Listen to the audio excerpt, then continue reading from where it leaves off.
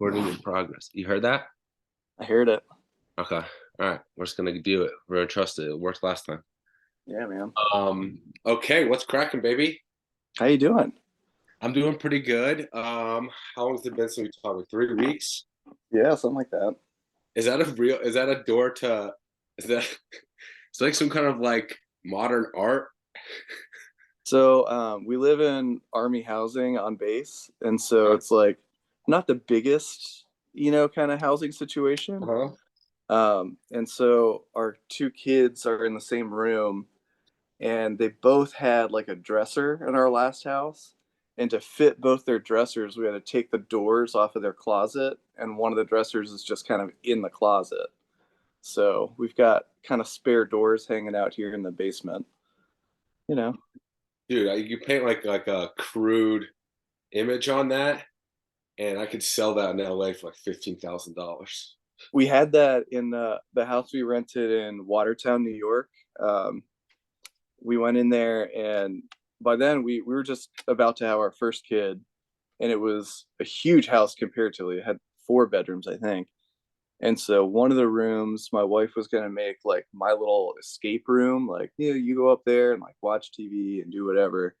And it had Yourself. previously been a kid's room, and they had like painted weird like smiley faces and like Yeah, bikinis onto the there you go. closet doors. Perfect. And then they had like sunglasses and stuff. It was awesome. And then if you looked around the back, we were renting it from two army people who were divorcing. And Yeah. on the back, like the kids had been like writing basically like family secret Whoa. stuff, like mommy's not in love with daddy, and like mommy hangs out with this guy and all this stuff. No. Like, oh my god. Like, it was very aggressive. Holy smokes, dude. That's a crazy story. It's like some kind of It's like nuts. higher, it's like a time capsule, like a hieroglyph type thing. Yeah, it That's, was funky. dude, I remember a creepy story. I shouldn't bring this up, but fuck it, here we go. My friend moved into his house. A friend from high school, one of my closest friends from high school. I'm not that close to friends with anymore. Sure. I still love them. I still catch up with them every now and then. But anyway, they moved in there in a new house in high school, like eighth grade or something. And I don't remember exactly what it was, but like, remember in those basements in Atlanta? I don't see it as much out here. Those aren't really basements. They have those like tile ceiling kind of things where you like Yeah, push it. yeah, yeah, yeah. Yeah, like up in, you push up, you reach in the ceiling. They found some like, I don't know, like I'm so nervous right now. images of children or something. No. Oh Something. my god. Yeah, dude. I never want to go to that house ever. It's a cool house other than that. Jesus, I thought they were gonna find like booze or something. Oh No, my dude. It god. was like the worst case scenario other than like body parts or something. I don't know. Maybe that's even worse. Good lord. It was fucking bad. Anyway. All right. Yeah. Wow. We're to set the mood in the spot. Well, that's Uh, way worse than mine. God damn. yeah. No, yours is cool. Yours is like kind of yeah, not quaint. Like Anything weirdly cute. Yeah. anything else going on in the last 3 weeks? Anything monumental in your I mean, we finally had the one Army football game that Army people care about yesterday. The terrible, terrible Army how Navy was game. it? It's like watching high schoolers play. Like I love it, but it's not a great game. Army won, which is great. All right. And at West Point, we live next to a bunch of the football coaches, and so like I got really tight with their families. They were really really cool. And so like I was texting them about it, like, yeah, it's going really well. Like you guys are doing a great job. And that's really fun for me to like stay in touch with them. But Uh-huh. it's not fun to watch. Like they're not that good. What was their record for the season? Let's see. They were 5-6 going into the game, so I guess 6-6. They go to bowl game? I think they are. I think they're playing Temple or something. Okay. Yeah. That's impressive, man. Fuck, go to fucking West Point and playing college football. Those kids must be so busy. They are pretty busy. There's a whole like hierarchy of like who cares about the football team and who doesn't. Cause like on the one hand, people feel like they get away with a lot. On the Hmm. other hand, like their schedule is crazy. Like they have to do all of their work like on the bus all the time. And they're already coming in like they're coming in as football recruits, not as like I'm the smartest person in the world, and it's not an easy school. So like, it's a tough road for some of these guys, but Yeah, dude, I can't even really imagine. I guess I can kind of imagine, but dude, the busiest I ever was, I think, was high school. I think I look back on like my life. High school's crazy. Maybe a good segue back in your life, or maybe not. I think we're later on in your timeline than that. But dude, high school is like waking up at 7, go straight to school all day long till like 4:30 or something. We had class or 4, and then we had practice. I played some kind of sport all year basically, and it yeah. was you had practice till like after sundown. I feel like you were getting home at 8. Then you had homework, and it's like, what the fuck? It just like never ended. I mean, people still do that. People continue that on in adulthood. I don't. Um, yeah, I just I think feel like back. you've got to build some room in your schedule for yourself, you know? Yeah, I remember when like football season or any soccer season, much more soccer would end. Would I just look forward so much to just going home and playing video games. Yeah. I think not the best use of my time, but anyway. Nothing wrong with video games. I don't really play video games, but No, but my people wife do. does to People relax, and do. it looks really fun. You wahoo? My wife plays video games to like relax at the end of the day, and it looks Oh, really yeah. fun. I'll What she like sit in my little chair and watch her. Like, it's great. what she play? Sometimes she'll be in the phase of like playing really old like games from our childhood, like Dr. Mario and like um, Tetris and stuff. Sometimes she plays new games. I watched her play the entire like Lego Star Wars game. That's like it goes through all 9 movies, and like it was a blast. Like just watching her play these little like Lego Star Wars characters. I was like, yeah, I'll do this all day. This is great. Well, that's the other thing about video games. There's not only the playing of the games. There's a huge market or interest, you know, community of watchers, video Yeah, game spectators. It's huge. People love that that's shit. how I was as a kid because we didn't have any video game systems growing up. But like if my neighbors had it, Oh I'd be my like, god. yeah, I'll go over to your house and watch you play. I'm so bad at it that I don't want to play. Like, why just embarrass myself in front of everyone or just like enjoy these people being good at it? You know, I I mean, love that. it's a competition, just like sport, right? It's activating Yeah. whatever part of your brain. The same thing as watching football or something. Yeah. Oh, I was gonna say, did you know? I was a little, I don't know, anticipating like her playing Call of Duty or something.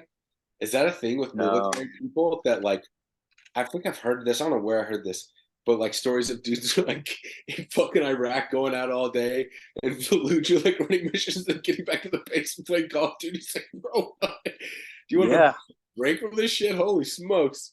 Especially for like enlisted guys who like if your job is like to go on patrols for 12 hours a day and then get back and your only next job is to get ready for tomorrow's 12-hour patrol, they've got a little bit of time on their hands and like you need something to kind of be a distraction, and that's way more fun than the actual like thing. Yeah, And so you get like not as much in Afghanistan, I don't think, because the infrastructure wasn't as good. So I don't know if like on my third deployment we had our signal officer like build an internet system for us, but it was still pretty slow. So I don't know if soldiers could like play games or anything, but yeah, you hear about that kind of thing and it makes sense to me. I mean, dude, I'm sure there's efficacy or benefit in like keeping the mind sharp and visualization, as if you're like an athlete or something, like a soccer player or a football player, and you're like a quarterback, especially like playing Madden, like diagnosing the plays, reading the defense, and you know, it's like practice for your brain. well, you also just get to like the stakes are so low that it's like it's fine, you know, like whereas every other part of your day is like any minute could be the minute that matters most of your whole life. And so it's Yeah, just like really nice to have that kind of like separation, yeah. I guess. Where did we leave off in your story? You're at West Point. Do you remember Yeah, exactly? so I should talk about how I finished West Point because it was like I realized I hadn't talked at all about my health problems there. So like it was kind of questionable if I was going to get to graduate because my junior year, uh, I had a couple like very mild seizures. Like I was just sitting in my room and my roommate came in and was like, "Hey, do you want to like get dinner or whatever?" And I was just kind of like staring at the wall. And he's like, "Dude, are you okay?" I'm just like not responding. And eventually I was like, "Hey, when did you get here?" He was like, "I have been here for a while. Are you okay?" And so I had a series of like, 30 to 90-second seizures in like an hour or two kind of period where I'd have like six in a row. Hmm. And so the first time it happened, it was this like, oh, that's not good. Like that could be a medical disqualification issue. But then What like is that? Sorry, what are the? How did that manifest itself? Are these like absent seizures where you're just like staring blankly, or are these like convulsion? absence. So like I'm just staring at the wall. And then when I come out of it, I'm like a little confused about what's going on. Like having a hard time remembering like the day and what's going like why we're all, what are we doing here? What have I missed? Um, but then it didn't happen again. And so it was like, okay, let's just ignore this. But then between my junior and senior year, my wife and I just started dating and we had this like summer training program that we were testing out. They wanted to do more like field training later because our big field training summer was the second summer. So that was like 8 weeks just like patrolling the woods all summer. And so they Hmm. wanted to add something like that in between junior and senior year. So we volunteered to like test it out, I guess. Huh. And we're in our like, each company has a room in the basement where all your like storage stuff is. And I had more seizures getting all my stuff for that. And then again, like a month later. And so when that happened again, they're like, all right, we have to like do the full like medical background on you, see if you have a medical issue, if we are going to let you graduate, if we're going to let you commission. And so the whole year was like this long medical process. Like once in a while, I had to fly down to Walter Reed in DC and get tested. And like, it was weird because we don't know what caused it or anything. Like, they could never induce seizures on me again. I've had MRIs and CT scans and EKGs and EEGs and tested all my blood, and there's no one really knows where they came from. We think I was having them as a kid. Like there's a big overnight like field trip to DeSoto Caverns in fifth grade. So we like drive to Alabama and explore the caverns. And I woke up the next morning and I had no recollection of like what we had done the day before at DeSoto Caverns. And I was like, what is going on? Oh, so this And was going on in elementary school? we think so. Oh, But okay. so I got tested in like fifth or sixth grade and they couldn't figure out if anything was going on. And so like I had little incidents like that. Like I think the first one I remember was, do you remember the blizzard of 93? Yeah. Yeah, man. Like I came in from like playing in the snow for the first time in my life. And I just had this weird feeling of like being outside my body and like something was going on with me. I didn't know how to articulate it. And I told my parents I felt like I was watching myself on TV. And I think when I look at that retroactively, that's what seizures have felt like for me, is this weird like disconnected out of body feeling. So like the whole year was real sketchy. We get to we're like coming down to graduation. It's like a couple weeks away. And one of the sports that you have to do, because you have to do like the certain number of all the same classes, that includes like physical education. So everyone had to take combatives. You take boxing your freshman year and then combatives your senior year. And I was in like the last quarter combatives class and I had like filled out all the paperwork, which is like, do you have any medical problems? Like, write them on the back. And I wrote them, and I guess they didn't notice until halfway through the class. And then they were like, "Oh my god, we need to talk to you." And I was like, "Okay." Like, have you had seizures? I was like, "Yes." Like, well, you can't be in this class. I was like, "Well, I have to be in this class because we graduate in like 6 weeks." And they're like, "But we can't let you do the class because you've had seizures." And so there's this whole back and forth of like, are you gonna like not let me graduate because I can't take the last 6 weeks of a like, basic combatives, like really easy, simple stuff. The problem is like there's the one drill that's where you basically like your job is to get up to your opponent and clinch them up. And so they're supposed to just punch you until you do that. Uh-huh. And they're like, well, we can't punch you. And so we can't let you do that one test. I was like, what if I fail the test? Can I still pass? Like, no, even if you fail, like you can fail the test and still pass, but you have to do the test, and we can't let you do the test. Right. And so they put me in this like holding pattern for a couple of weeks, and my each company has a military officer that's in charge of it, and so my it's called a TAC officer, like tactical control officer, was Thomas Kennedy, and he was like, "Look, I don't know what's going on, but we're gonna figure this out." And he kind of negotiated for them to say like, "We'll let you graduate. We don't know what else we'll do, and we have to fill something in to let you fulfill this requirement, but we don't know what that is yet." Right. And so we got to like exam week, and they still hadn't come up with a solution yet.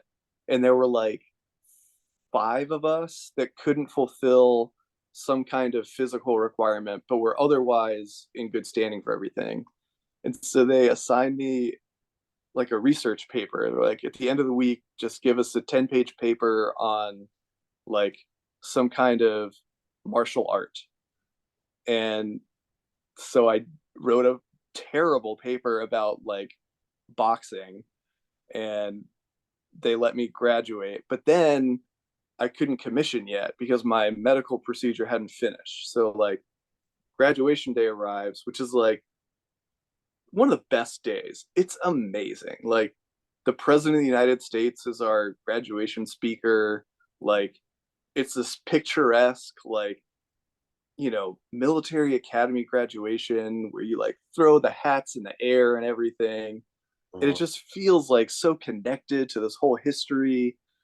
But then when that's over, everyone like rushes to you have to turn in like your saber, and then change clothes into your like from your cadet full dress into your army clothes to commission. And so instead I like turned in my saber and then changed into like shorts and a t-shirt and like watched all my friends commission. And that was like so bizarre because it was What like what what was the reason for that?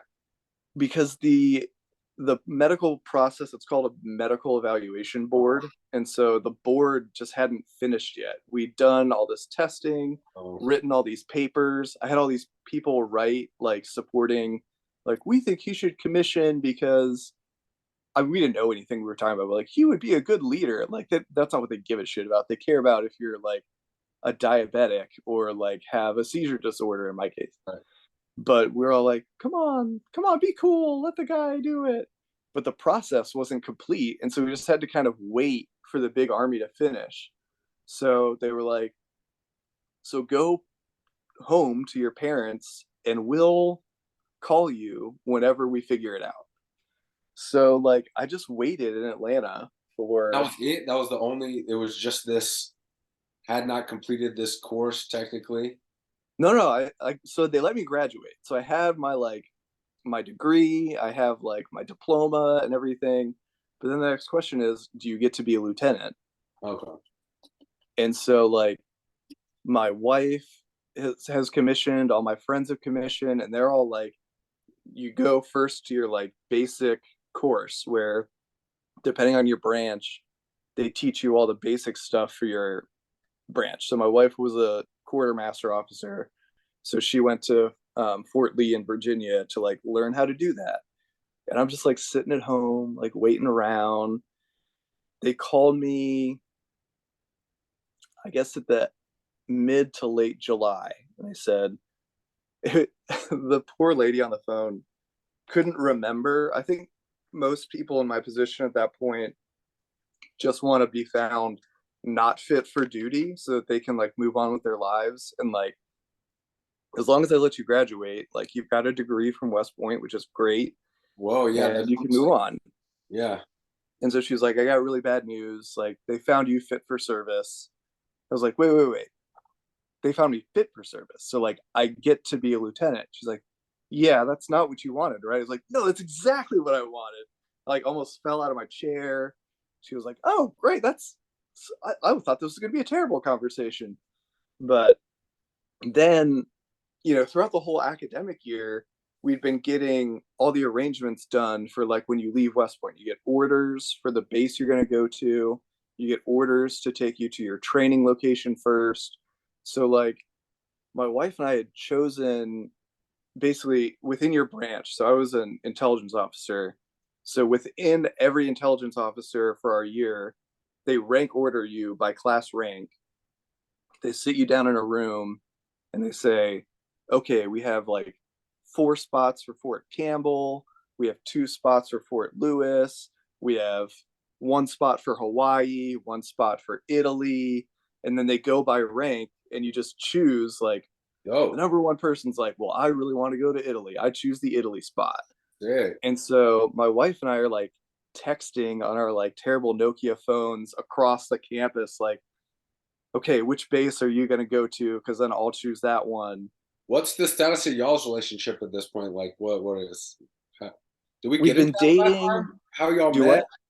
Did we get into that last time? How y'all met Not exactly? really. We were in the same company. So for our sophomore, junior, and senior year, we were in the same like cadet company. So we we didn't know each other all that well, but I knew her roommate really well.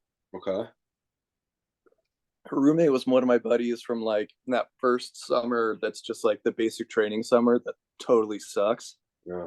And so I was on our um the sport I did was called Sandhurst, which is it's named after the British Military Academy, and it's like a British or it's like a military skills competition. Okay.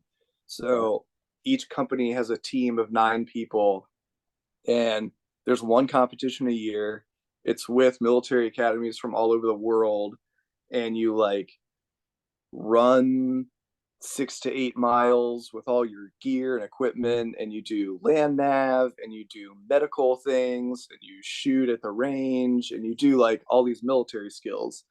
And so Okay. usually your whole company basically like follows behind you and cheers you on. So it's just Uh-huh. like you're like running for your team and it's really fun. I did it all 4 years. And my junior year, my wife didn't go with like it's voluntary. You don't have to like go and cheer people on, but she like specifically didn't want to go.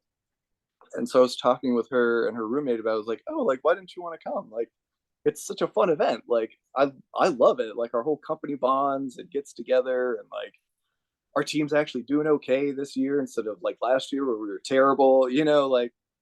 And she said, well, like, I hate our company and everyone's a bunch of assholes. So why would I do that? And I felt so bad that she like didn't have good connections in our company. I was like, I'm gonna show this woman that we're not all assholes. And so I started hanging out with her a lot more.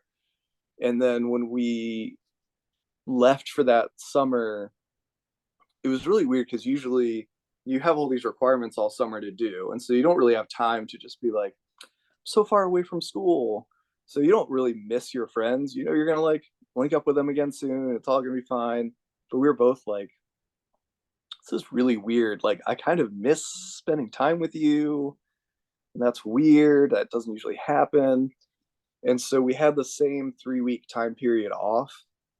And so we just planned to meet up. So she planned to come to Atlanta, and then I planned to go to Oklahoma and help her drive her car back up to West Point.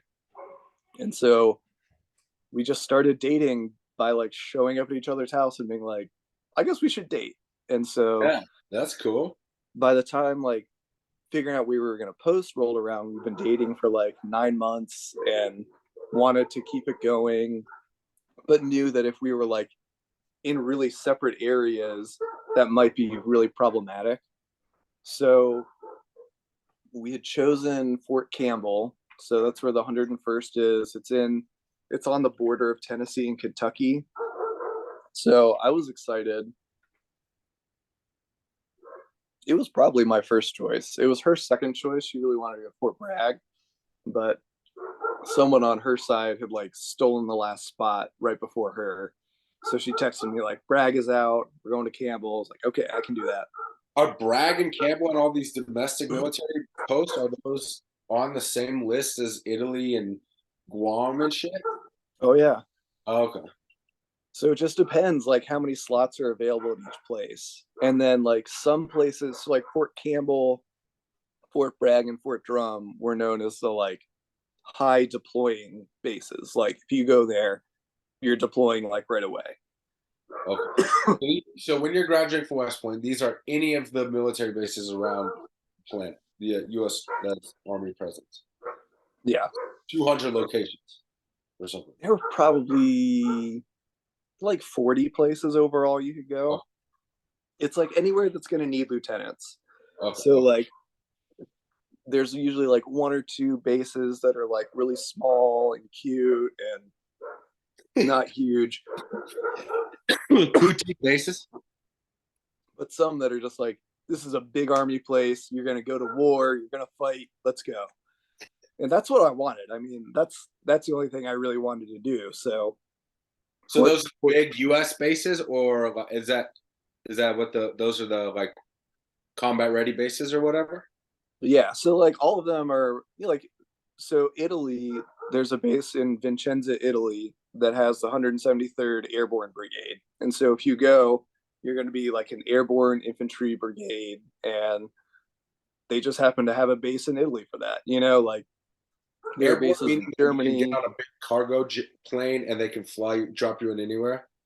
I mean, supposedly, I would love to think that airborne is really cool. I don't really. It's not very practical these days. Like in World War II, it was really cool and like innovative. Yeah, right. Like most of this kind of infrastructure, army infrastructure stuff is kind of World War II centric, right? Some of it. Big industrial military might and bases around the world and all that. A lot of the bases around the world are very about diplomacy. Like these are countries that are our friends, and we want to demonstrate that, and we share people and stuff like that. What I've been meaning to ask this before you move on to your like post West Point. At West Point, what what are like the options of courses of study? They have a lot, but Can you study biology?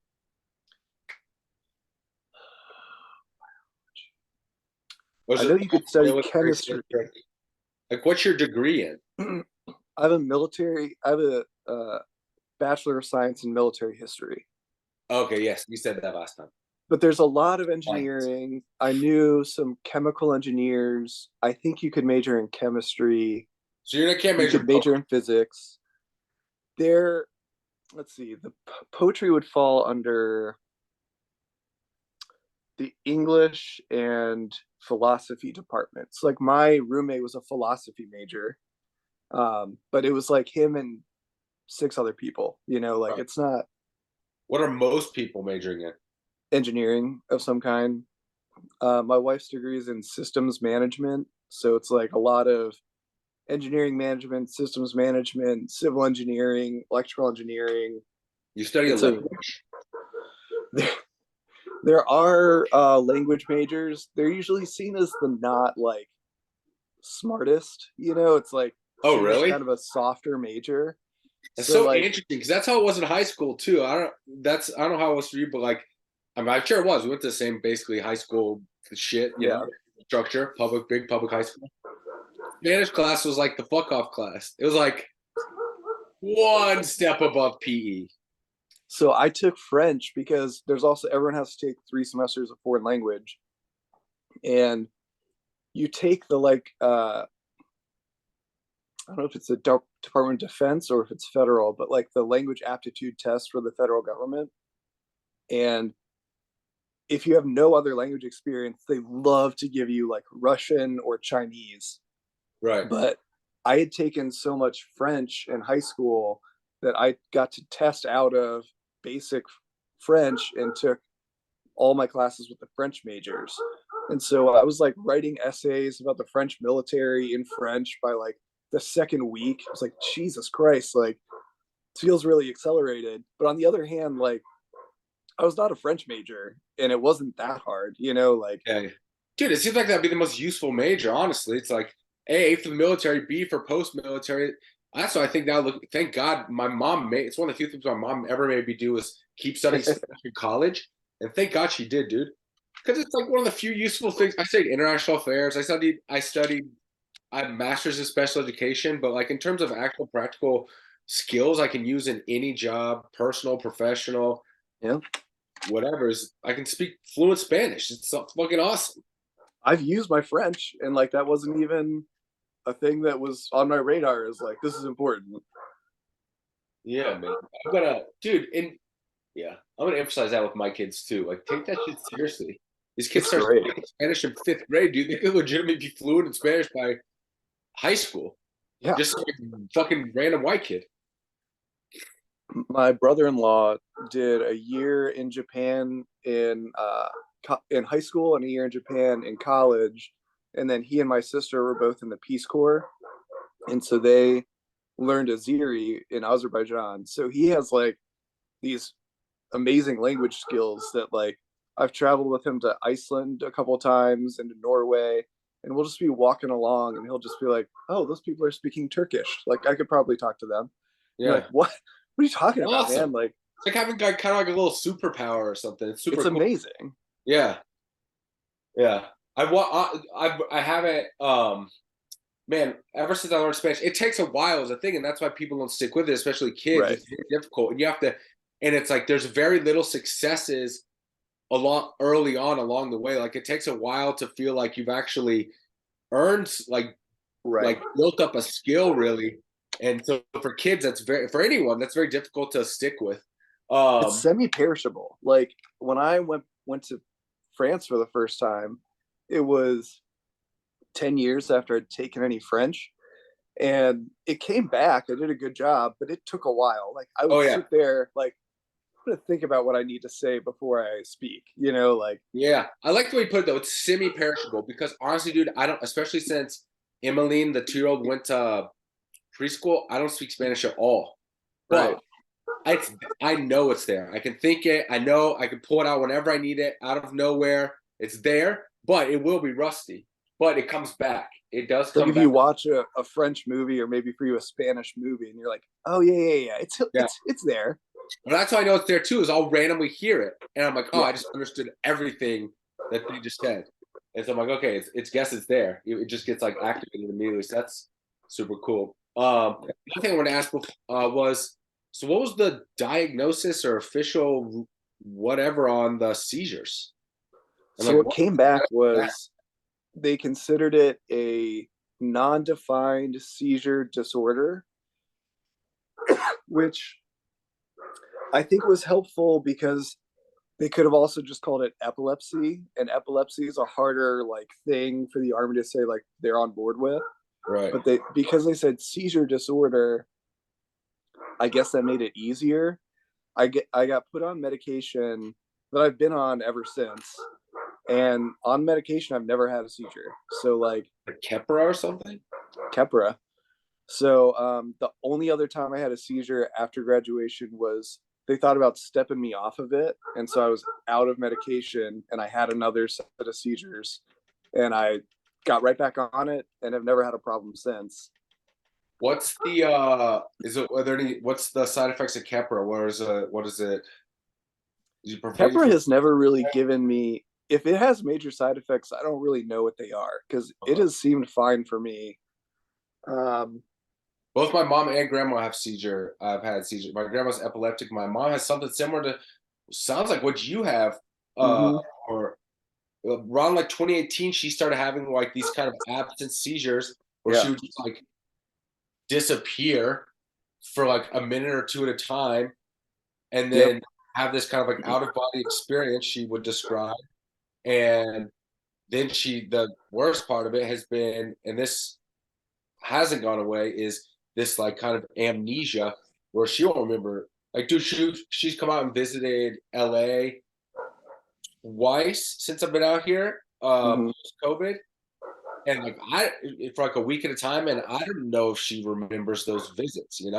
It's like she Uh, doesn't remember who I am or like her grandchildren are or something, but or her neighbors are, but she will not. Yeah, things like that. Like she'll forget entire weeks or yeah. But it sounds yeah, similar. I But I think they haven't really defined either. She's seen so many fucking doctors. yeah. But I When they believe can't induce, it's so hard to episode. know. Like they'll sit you down and flash lights at you and flash sounds at you, and it's like if they can't.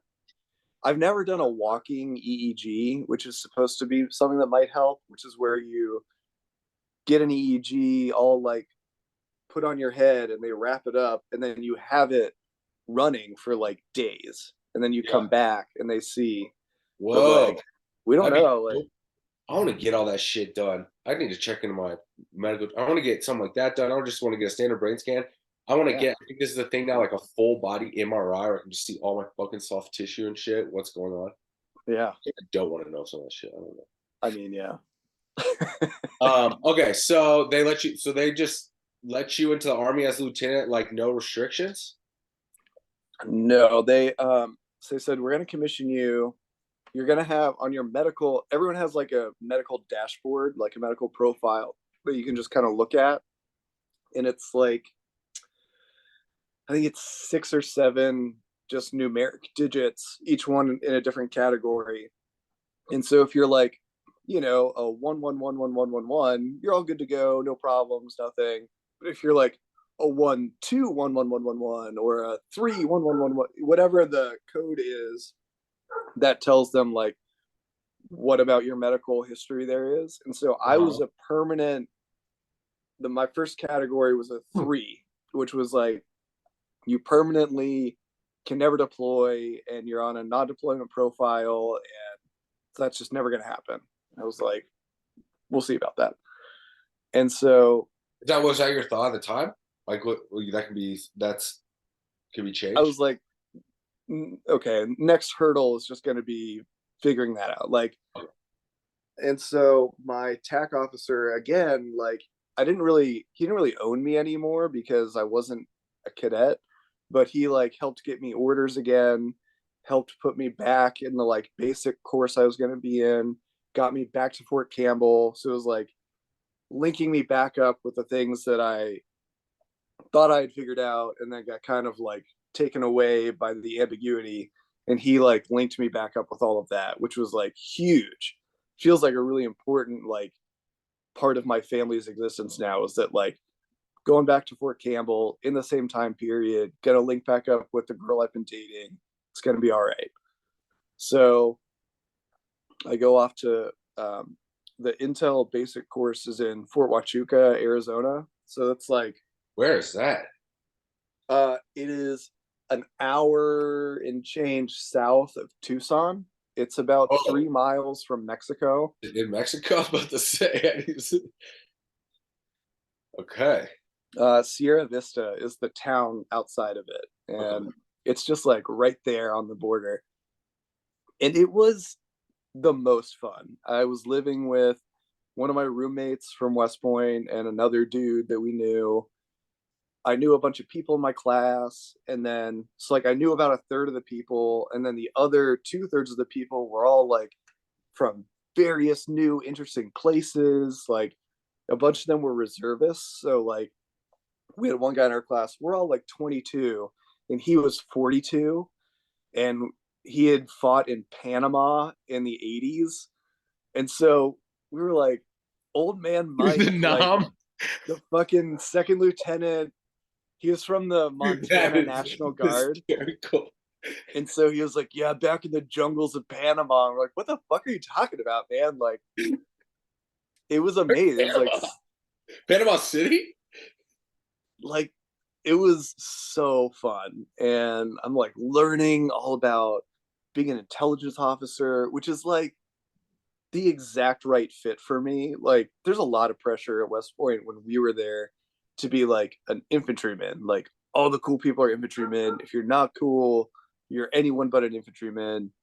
And so I was thinking like maybe I should like go for infantry, but like I would have been a pretty mediocre infantry officer. Like I don't think I would have been just bad, but it wasn't like I wasn't naturally good at reading like tactical terrain and like deploying people to like go in the right places to set up like bases of fire and ambushes. I was way better at like, I'm going to do so much more research than anyone else and translate it for an infantryman to be like, now I understand where the threats are in my world, you know? So I was having the time of my life. My wife and I decided it was time to get engaged. And so we got engaged during that. But also, Was she in as soon Arizona as, as well? no, she was in Virginia. And then in December, she got to Fort Campbell. And she knew that right away she was going to Afghanistan. So, like, at the time, so Fort Campbell had 4 infantry brigades and 2 aviation brigades. And all 4 infantry brigades and an aviation brigade were all deployed. How So, big like, a brigade? the brigade's like 4,000, 4,500 people. Okay. Um, and so we were in 2009, Obama came to West Point to announce a surge in Afghanistan. He was like, you know, a couple years ago we did this in Iraq and it's went okay, I guess, but we're doing it again in Afghanistan. And so we were getting right in the pipeline of like, they bumped up from like 60,000 troops to like 95,000 troops by the time we were getting there. So it was like suddenly the op tempo was really high for Afghanistan. And so we decided we were going to elope because as soon as she got to Fort Campbell, she was on the list to leave pretty soon.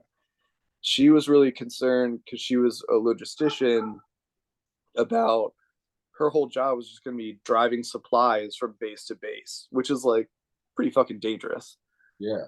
And so we were worried that if she was deployed and we were not married, then if she got injured or killed, then I would have no legal ability to be like at the hospital or receive her body or anything like that.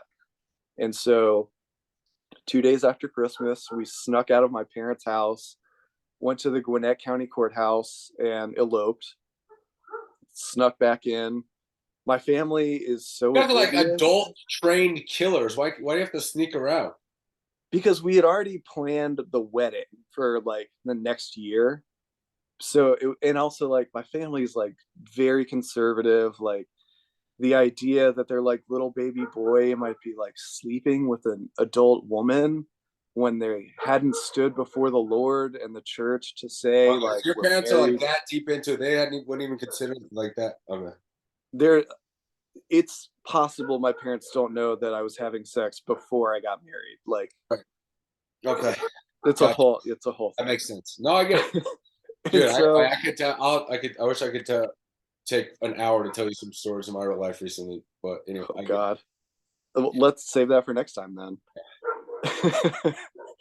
So I guess I finish. We get married. We like do all the paperwork so the army knows we're married, but everyone outside of the army doesn't know. So we've had this like secret, like all our soldier friends know and no one else knows.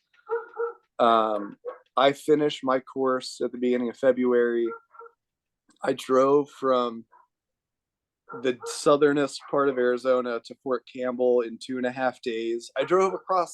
I went from Las Cruces, New Mexico to Texarkana, Arkansas in one day, just like the length of Texas. It was insane. And then she deployed that week. So I got there, we had like our first apartment together, and like we had basically enough time for me to unpack and then like take her to the unit to like draw her weapon and go. So like I was put in a different brigade I wonder how. and That's got to be like. Wow, that's a very military story. it was wild, man. Like Yeah, our first week of marriage was just like her packing her shit and like that's insane. going to war.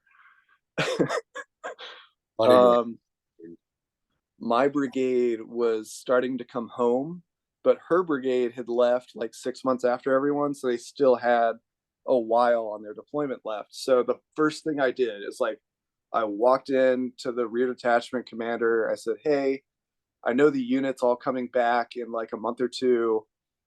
Can you transfer me to the other brigade so that I can deploy?" And he was like, "Fucking why not? Let's do our best." So they weren't sure if they were going to be able to make it happen. So I go to, you have to do all this like pre-processing to deploy, where they like give you a bunch of shots and make sure you have a will and make sure you have like all the things you need to deploy, that you're medically cleared. And so they're like, do all that. And then if you get all that done and they have an opening, then we can put you in right away. I was like, okay. So I go, I get like my anthrax shot, I get smallpox, I get tuberculosis, like, but I go to the main medical clearance section where you basically just sit with a doctor. They make sure you're all like ones on your medical profile, and then they stamp your form and you go. So I sit down, and the guy's like, "Oh, well, you're not deployable, so no." And I was like, "But what if I told you, let's do it anyway?" And he's like, "No, get the fuck out of here." So I went back to like the unit. I was like, "Yeah, I've got this like problem. They don't really want to deploy me because I have this non-deployable profile." And they're like, "Well, we can't do anything unless you get that stamp." I was like, "So what should I do?" And they're like, "All we're gonna say is we can't do anything unless you get that stamp." I was like, I might be pretty naive and a young little second lieutenant, but I'm gonna do my best with that.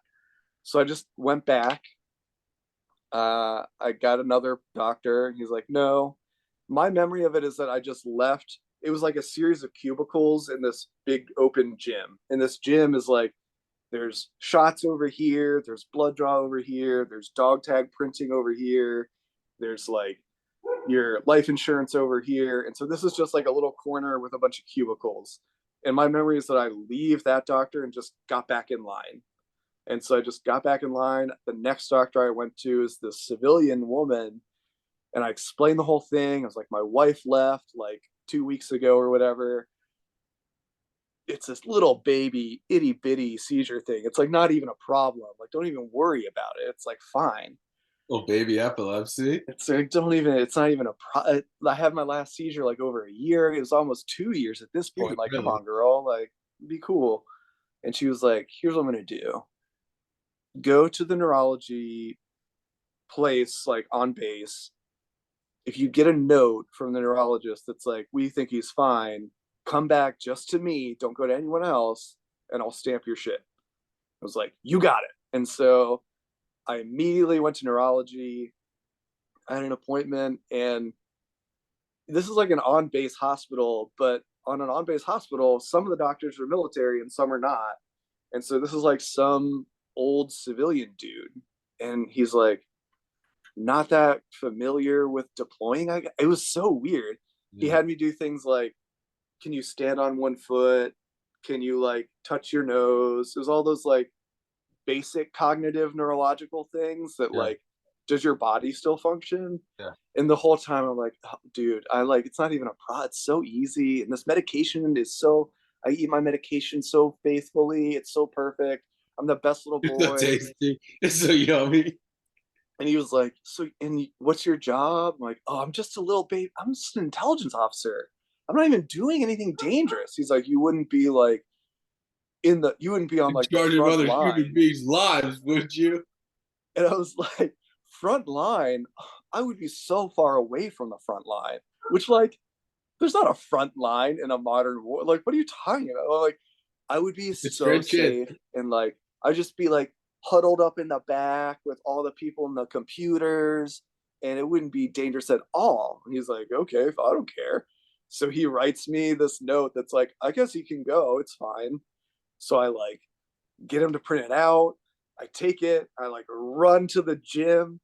I go to that, like, I'm sitting there waiting, and this like doctor opens his cubicle. He's like, "You can come on in for me." I was like, "Nope, I'm waiting for her." He's like, "What the okay, I don't care." So I wait for her. The thing opens. I'm like, "I got the note." She's like, "All right, bad boy, here you go." Like stamps my This all form. got resolved like a day in an afternoon. This took probably a week for that part of it. So like Okay. Whoa. The whole process took like 3 weeks because you have to like go to the range, prove that you know how to like shoot. You have to go take medical classes to make sure that you have like But that's for your everybody. basic, but everyone has to do it. Yeah, but just clearing out this little, brain technicality that just took an afternoon. That took a couple of days because I had to like go make an appointment, go do that appointment, and then once I got that note, it was probably another day before I could get back to the gym. But like it wasn't that long. It was probably 3 or 4 days from when she was like, "Go get this note," and when I came back, it was like, "I got it, girl." Okay. Whoa. Damn. All right. And So that's I it. go to the unit. I'm like, I got my stamps. I got my whole packet. I'm like good to go. So then They're like, everybody, okay. but then everybody has to go through like you said, this I don't know several week process of like making sure that the machine, it's like this machine, military machine has produced their soldiers. They're checking for any defects. 100%. Okay. Like you've got a life insurance policy so that if you get killed, we know where to direct that money. You've got your, like, if you're a glasses wearer, do you have like ballistic inserts for your eye protection so that you can see when you're over there? Do you have like, you have to list like all of your tattoos and scars and self-identifying things and like questions that only you would know in case you get taken prisoner and they need to test who you are. And like Whoa.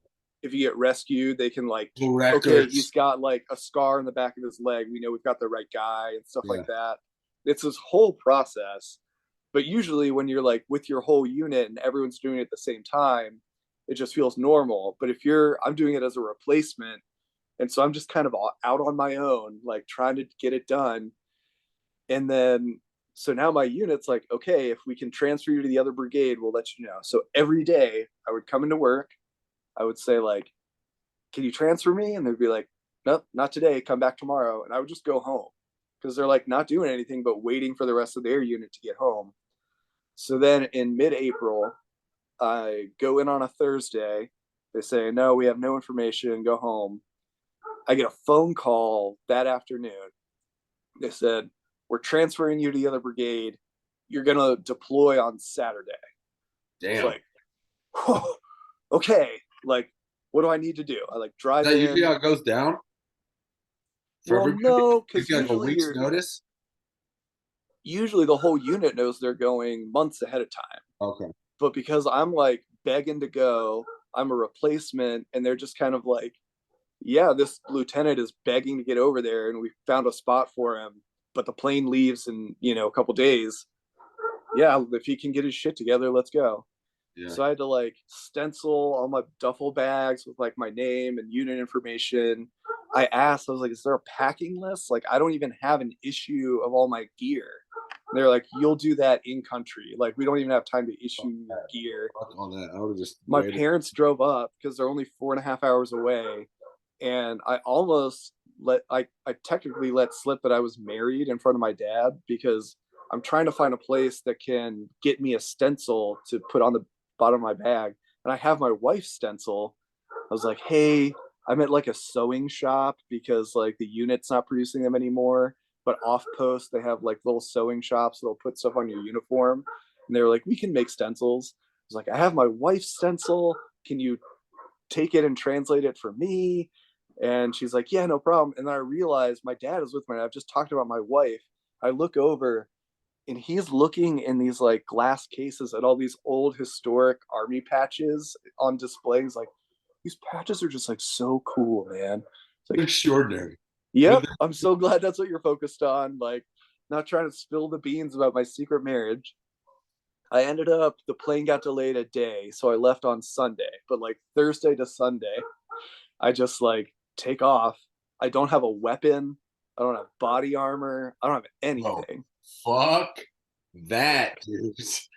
So I had like, Caught like you sneak your way in this massive military bureaucracy, and like you'd be the one dude stuck out there like a fucking embedded reporter that nobody knows about. Fucking shot at while you're unarmed. Holy. you're not wrong. So we fly to Kyrgyzstan. Kyrgyzstan is like the staging area. So like, um, we're in Kyrgyzstan for a couple days. Oh, I guess not even a couple days the first time. I think I was there for like 12 hours or so, and they issued us all of our like body armor plates, but I didn't have anything to put my body armor plates in yet. So I fly from there to Bagram, Afghanistan, which is like the huge air base in the north. That's where they issued me equipment. So now, okay, I've got a helmet, I've got like body armor, I've got all the like, protective gloves and shit that I need.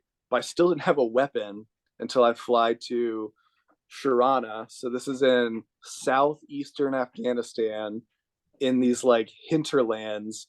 I'm in Paktika province, and my brigade headquarters was just like, all right, hey there, brand new lieutenant.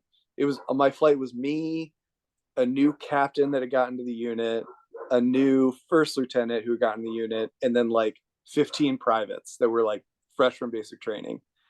And so they start kind of distributing people to units, but they How many didn't people in really. a unit? Well, I was in the brigade headquarters, and so Down the grouping hierarchy. there's a brigade, and then below the brigade are a bunch of battalions. So Okay. my wife was in our cavalry squadron, which is like a cavalry battalion, but they were the only battalion in our brigade that wasn't in that area. They were way north. So they were Okay. like a couple provinces north. Okay. And so they distribute all these privates to like the battalion level. At the battalion, they go to the company level. But for me, they were like, we didn't have like a pressing need for like an intel lieutenant. Like we all our spots are taken with other lieutenants that are here. Like if they had sent someone home, then I would have taken their place, but they didn't have that. And so they just kind of stuck me in the brigade headquarters. I was the only second lieutenant in the whole brigade headquarters. So that's mostly like majors and some colonels running the staff. So they put me in the civil affairs cell. So we have a reservist civil affairs unit that's attached to us. And I'm like in that office helping run their stuff. So their team is distributed throughout the province, and they're doing things like building wells, building schools for girls, building roads, building infrastructure. And so I'm helping like coordinate contracting and funding for all of that. And it's like, I'm excited that I'm there, but I'm also like, I'm going to do whatever you want me to do, but this doesn't feel like I'm doing a lot. I'm just kind of like making the system as efficient as I can make it. I'm not going out on patrols or missions. Like, I'm just kind of here doing my best. And they would just say, like, don't worry about it. You're a second lieutenant. Like, Is that you'll your get another expectation chance. was to be out in the field fucking kicking ass and taking names? Eventually, I got out 1 week. So they let No, me but out for. was that your expectation when you were like hustling to get there? Was that you were going to be on the I front mean, line, so to speak? I wasn't that worried about thinking in advance about expectations. I was like, I just want to get over there to do my best with what they'll give me. So I'll take You whatever. knew, like you said before, where your skill set was. Oh yeah, but if they're not going to let me do that, I'm still happy to be there. Like plus we knew when our unit got back in another year and a half, we were going to go anyway again. So it was like I was really lucky that I was getting on this deployment. We only had like 5 months left, but it was like really cool that immediately out of the schoolhouse, I got to like go off to war. 1 week, we had a Corps of Engineers dude with us, best guy in the world, Jake. He was always like, "Oh, I'm just like a little civilian civil engineer." We're like, "You're one of us, Jake. Come on." And so 1 week they sent us out to the border on the Pakistani border to do road assessments. So we just like went with a little special forces team and drove along these roads for like hours each day. And every time there was like a major problem with the road, we'd stop, he'd record the location, and then we keep going. And it was like the best. I felt so excited. Like, finally, I'm out here doing it. Because it was like an SF team, they didn't have a lot of people. So I'm like in the back. My wife, her convoys had gotten blown up a couple times, and so What she was like really reticent does that mean? about. Her convoys. What is that? What? How big's a convoy? So she would have her platoon was probably like 6 or 8 trucks, and then with them would be like a collection of Humvees from the Afghan army, and then a huge train of like local contractors and like jingle trucks. So like big, like local national transportation trucks that would be like painted and decorated in that like Central Asian kind of way, like very like colorful, designy kind of trucks that were just hauling contracted shit. And so they'd be protecting these convoys and just driving supplies hither and thither. But they got blown up a handful of times. One time was pretty bad where like we could call each other on the like classified phone system, say like, hey, I'm going out, okay, good luck. And that was most of the communication we had because we didn't have a lot of time to talk. How But far one are you day she guys just like, away by? I don't fucking know how to judge it. Miles she was 2 provinces away. I would guess probably 200 miles, something like that. and by travel, actual legit like road, or I guess you flight. That's easy, but The road. easiest way to have gotten to her would have been by helicopter, Yeah. but that would have taken a while. You don't And have like there's no, access to a fucking helicopter. Anyway. yeah, I You only guys are far away. flew that first deployment. I only flew to get down to the border, and that was just because I was a mission requirement. And so she told me, she was like, you cannot drive in this one kind of vehicle because like they get blown up really bad. And like she lost a bunch of her Afghans on in one of those. And so I get to this SF team and they were like, well, you're going to be in the back of an open Humvee, basically, which is like even less protected than the vehicle she didn't want me to drive in. But I was like, technically, that's not what she prohibited me from driving in. And, that's just a spousal agreement anyway. That's no bearing on the military side of it. So I'm Right. like in the back of this open GMV on like a machine gun, just like bouncing around through Afghanistan, like Like finally is living the dream. right. Is that And how you're feeling do what? when you're doing that? Is that how you're feeling? Is that the predominant emotion? Is that like, okay, this is it? It's like I'm doing the excitement more than anything. I'm doing the job that I said I was here for. Like I am putting myself out here to do what my country asked me to do. All this You West know, Point shit, playing in the backyard as a kid, fucking shooting David May on the face. I Finally, didn't shoot him. I wasn't even there for that. That wasn't my fault. what I heard. But So yeah, you're it not like, felt like, but there has to be an element of fear as well, right? Like that's legitimate. Like you fucking get your head blown off at any moment, right? well, I think here's how you know that I was that inexperienced and that naive. Like, this is the time that I should have been genuinely afraid, and I just wasn't because I was too inexperienced. So, like, How on old are our you? way back the last day, I was 23, and I was just like ready for whatever. Yeah. As we're driving back, they could see.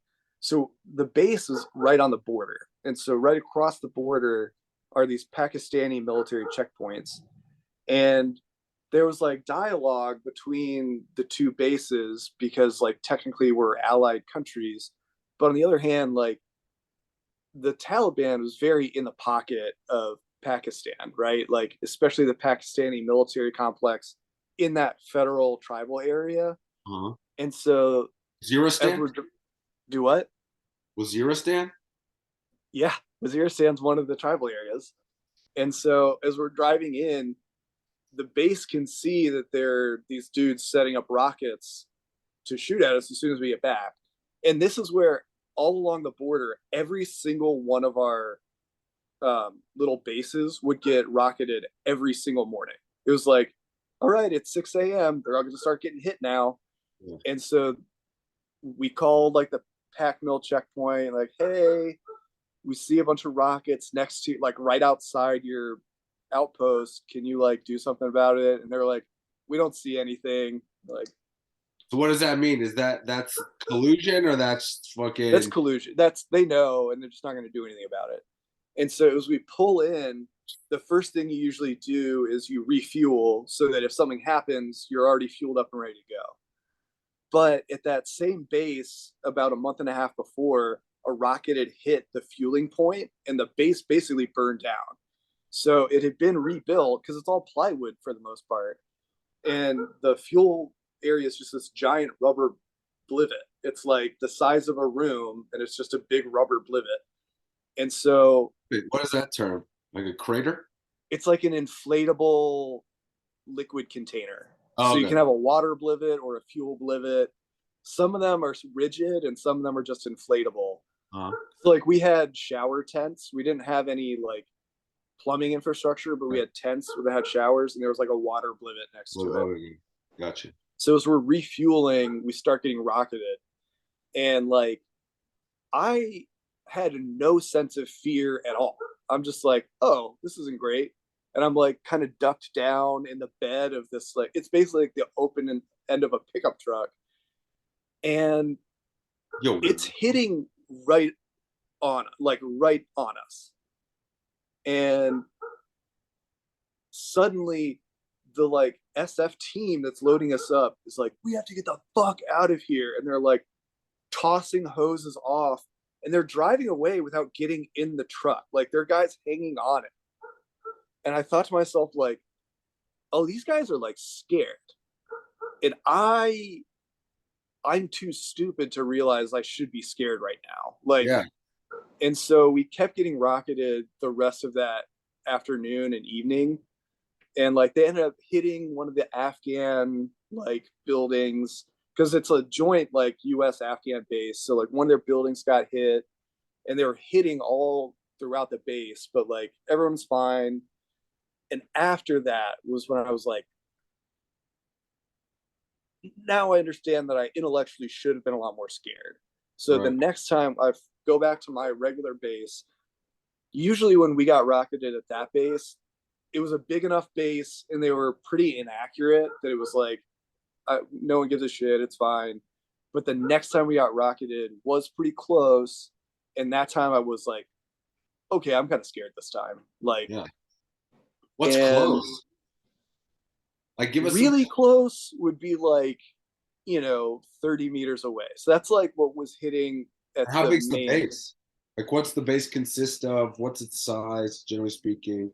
The one on the border was pretty small. It's like a handful of buildings kind of together, probably in like a quarter-mile square area, you know?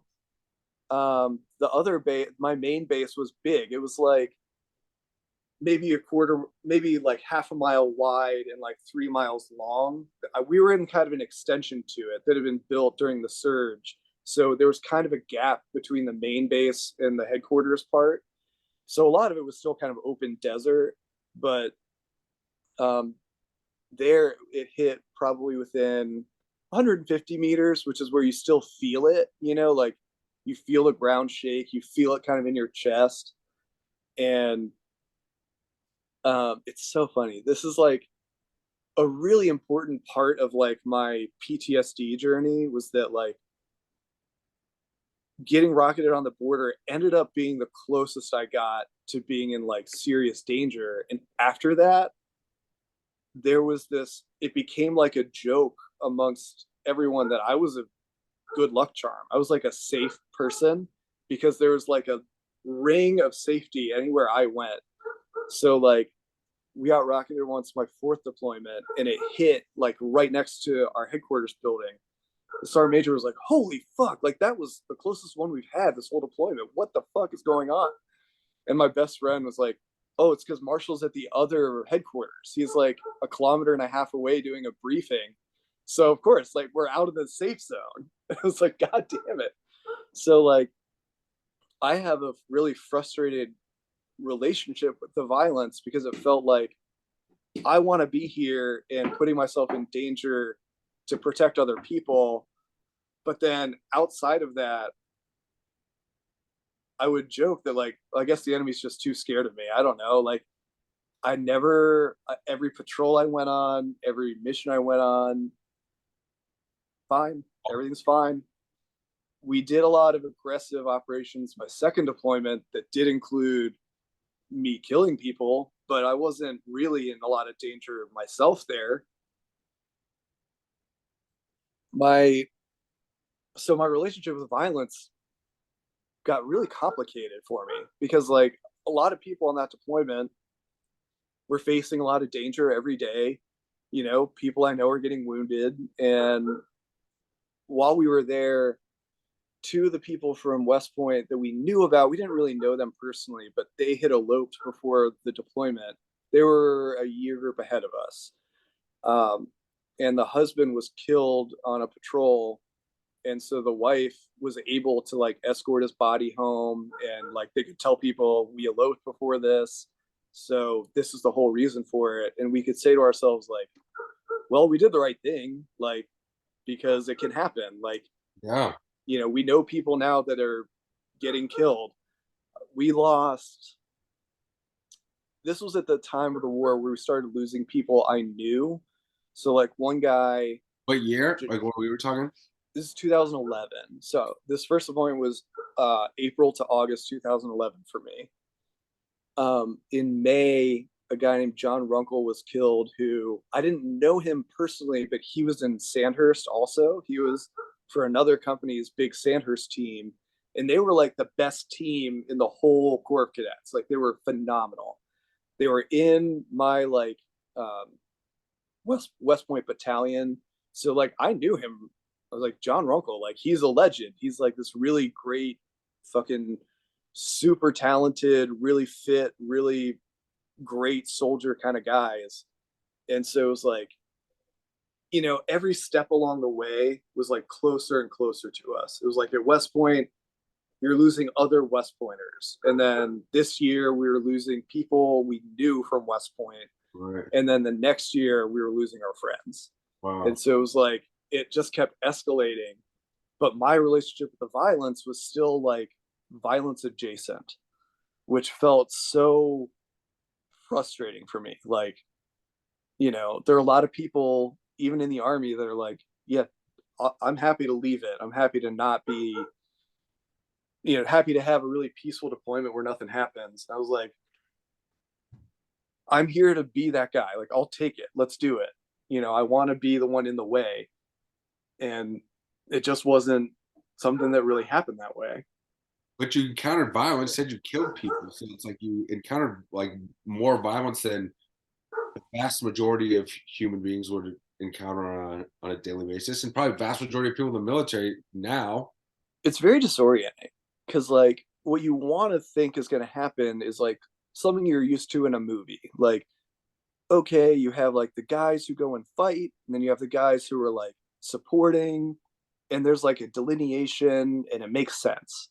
But like, you know, like I have friends who were like infantrymen, and they're an infantry platoon leader, fresh from Ranger school, ready to go fight, and their platoon just happens to be in like the one area that like nothing happens, and all their friends are getting in firefights every day, and our friends are getting wounded, and our friends are, you know, all this is happening, and like just not here. And there's, you can't control it, you know, and it's very confusing because you want to say like, well, I'm here, I'm doing my part to be a part of this, but like you don't get all of the votes. You get a certain amount of control, and then 80% of the rest of that control is in other people's hands. Yeah. And so it is this weird like helpless thing. And then for me also, as the deployments went on, How many deployments you have? 4, And they last how long?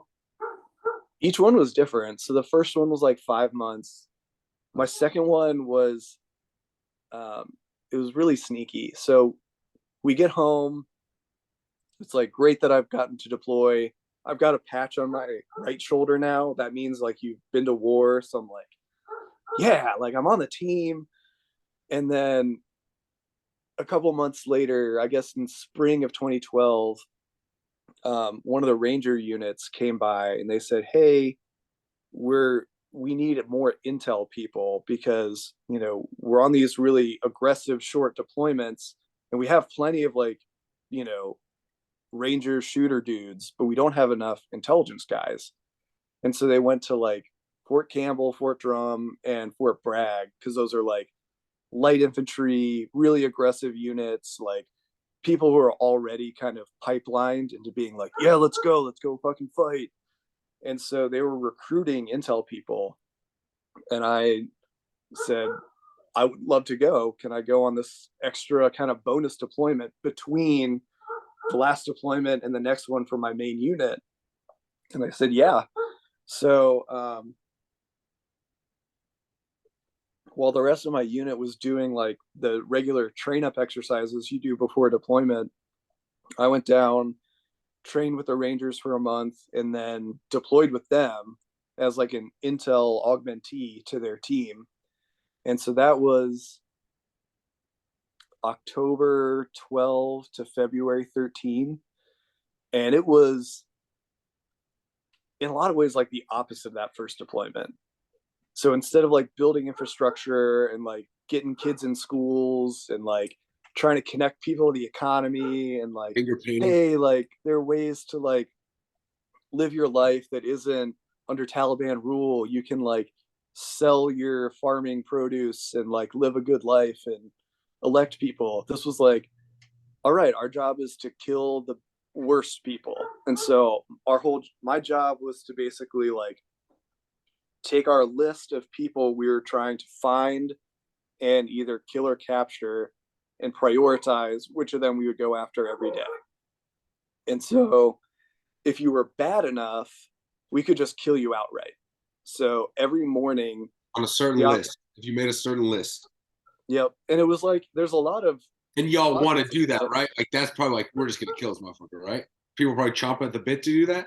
especially because we're handing over a lot of the war to the Afghans and they were just releasing a lot of people from prison. So if you Right. detain a dude and send him to prison, he might be back in a couple of weeks. So this is a kill list. Well, it depends on who it is. And so like their criteria, it's like this guy has to be a unit commander, he has to be in charge of a bunch of insurgents, he has to be active, he has to be doing a lot of things that are like violent. You can't just be a guy moving like weapons and supplies. So like if you're a facilitator and you're like a big weapons mover, I can't just kill you. But if you're a commander, I can send you up the chain of command. It has to get approved at all these high levels. Like there's a process. It's not just like a 24-year-old kid can be like, that's the guy. But like I don't like once the cut of his jib. once they're on that list, then it's up to me. And so every day the operations guy would turn to Up me to and be like, you. all right, Marshall, who Up are we to going you. to kill Up to today? the lieutenant. For that day, they would say, who are we going to kill today? And I would Right. say, yeah, I think we can kill this guy or this guy or this guy. And then these are the guys we should follow and try and capture. And And how so like intel being collected on these guys? That's what you were doing during your first appointment type of stuff. It's there are a like million ways to find information. I mean, it must satellites, have conversations, a zillion different things. a zillion different ways, none of which I would tell you about, like, but it would be kind of up to me to say, like, here are the guys. And my boss would come in. He worked the craziest hours I've ever seen. He probably worked 18 and a half hours a day, worked out 2 more hours that day, and would sleep for like 3 and change. It's like Petraeus. It was ludicrous. I worked. This is your boss? This was the captain in charge. It's like this captain and me, a first lieutenant, that are like running the intel show for this whole Ranger battalion. And so we're just like building targeting packets, going after dudes. Every night we're sending out between 2 and 6 like Ranger teams to like raid buildings and capture people. And so it's like every night they're going out and banging down doors and capturing people. And then if we can get a dude who we know is really bad, we can get him alone, we can guarantee that's the fucking guy, we can kill him. And so like I think we did a really good job. We never got the wrong guy because also after you get someone, you keep investigating to make sure, like, was that the right guy? And one time, an extra dude showed up right at the end. So like, there's a guy out in the middle of nowhere in Helmand. There's a rocket. There's a Hellfire missile coming in on him, and it's like 5 seconds from hitting him. And this other dude just pops up from behind the rock, and it kills them both. And then we find out through our like, and we're just like, fuck, like, because we're not the drone program from the CIA. We're not just like bombing weddings, right? Like, we are trying to like minimize any casualties. We're trying to kill one guy all alone in the middle of the field. And as we like, Oh, not to go on a tangent, but the drone program from the CIA, that's like almost like a rogue thing that not even you really like in that during the war in Afghanistan, was that kind of activity going on that you're like, what the fuck was that kind of thing? I mean, it had nothing to do with me. That was Right. all that, like, they're going after senior Taliban leadership. I'm going for like Kandahar, Helmand leadership and guys that are in country. So like, I'm not connected to that program at all. So it's not rogue in the sense that there was oversight, but But I'm is there a way also, to like tell in the aftermath, like that's not how we do things, sort of thing? yeah, Oh, 100%. So when if I read an article in the New York Times about like, yeah, we thought this was the guy, and then we bombed the car, and it turned out it was like a car full of kids, because like that happened. I was like, that is not at all what our criteria would have been to like take the shot. You know what I mean? Like, right. and so we found out that this bonus guy was another commander, which was such a relief. It was like, we're getting information where they're like, fuck, they killed two of our commanders. We're like, God, thank the Lord. That's some And that guy's like was special needs brother or something. exactly like, I've had Love for run-ins with special needs Afghans because like they don't have a system for it. It's right. like there's This just a guy just guy in the tags along village. for his brother's daily business. We had a lieutenant get attacked by a special needs guy because the Taliban was like, "Hey, take this like old-timey razor blade and run at the US dudes." So Rogue retard terrorists. he runs at our dude. Unpredictable. Our guy can Not even the tell this Rangers is can like, control them. he knows this is like not a like insurgent. So he roundhouse kicked him and like tackled him to the ground. He got stabbed, but like the kid is okay. And so we're like meeting with the village elders, like, guys, like, we're sorry that your kid got tackled, But but he's like special he cut needs our that guy. guy. Like he's like a U.S. citizen on welfare now. The guys are like, yeah, we're sorry. Like, there's only so much we can do. You know what I mean? Like, He's it's on a whole fucking, disability in fucking New Jersey. but I mean, so that deployment was really fulfilling because it felt like this is what I'm here to do. Like, I'm doing intelligence. I'm like taking it to the enemy. And Yeah. that summer, so And you that felt summer, confident about what you were doing, what y'all were doing was like just, and you're invested in the mission. More, this is like the peak of your military experience. I felt really responsible for making sure like we're going after the right people. So Right. like my first day, because it was such a aggressive deployment, you didn't have time to like figure shit out. They were like, within the first 18 hours, if we decide that you're not that good at this, we're just going to ignore you for the rest of the time. And that happened to one of the other augmentees. He was like a junior captain and he was kind of an idiot. And so they were like, good news. Your new job is to sit here. And he like sat there. I was talking about this with my friend the other day. Like, I Stay don't the know if fuck this out of the way. exactly. I don't Yeah, know if this dude knew I get what it. Yeah. I, I mean, I I don't became. get it, but I understand. Like, yeah, sometimes it's better to just have less cooks in the kitchen and just like, I was yeah. like the senior augmentee dude. So towards the end of the deployment, I was like making sure everyone's getting taken care of, about getting back to their home unit, getting awards written and stuff. And so I would like sit down with this guy and be like, "Hey, how's your day going?" He's like, "I'm just sitting here watching how everything's going down." I'm like, "Yeah, what is your role?" He's like, I'm watching." It's like, I don't think you know that you don't have a job. Okay. But like the first day, our commander looks at me. It's like the 4 hours that my boss is sleeping. And there's this guy we've been tracking just like standing in the middle of a field all alone. And he's like, hey, can I kill that guy? And I was like, I don't think so. I don't think he meets our criteria. Like, he's just a like weapons guy. He moves weapons throughout. Who's asking you that question? He's the battalion commander. He's like on the ground seeing him, or he's seeing him from a drone, or how's it? What's the like actual mechanics of the situation? Oh, it doesn't matter. I can't tell you that. Okay, we're saying can I kill this guy? So it could be a rifle, it could be a fucking drone, it could be. We could kill if they were on our list. We could kill them be anyway, and we telepathic people. Some telepathic secret military technology that I'm not allowed to know about. We used different methods. Poison dart. If I had a poison dart and there was a guy near him that could shoot it at him, I would have said go for it. But for this guy, I was like, no, sir, I don't think you can kill him. And he looks at me. So I guess that we were in the same place. He looks at me and goes, are you sure? Like, he's right there. And I was like, this is a test. I could feel like right there, like, this is him seeing what I'll say. Like, am I going to say to him, like a child with his parent, like, do whatever you want, or like, no, you can't. And so I like looked through all the intel I had on him, like, no, sir, like, unless he does something, unless he starts shooting, no, we can't kill him. He's like, okay.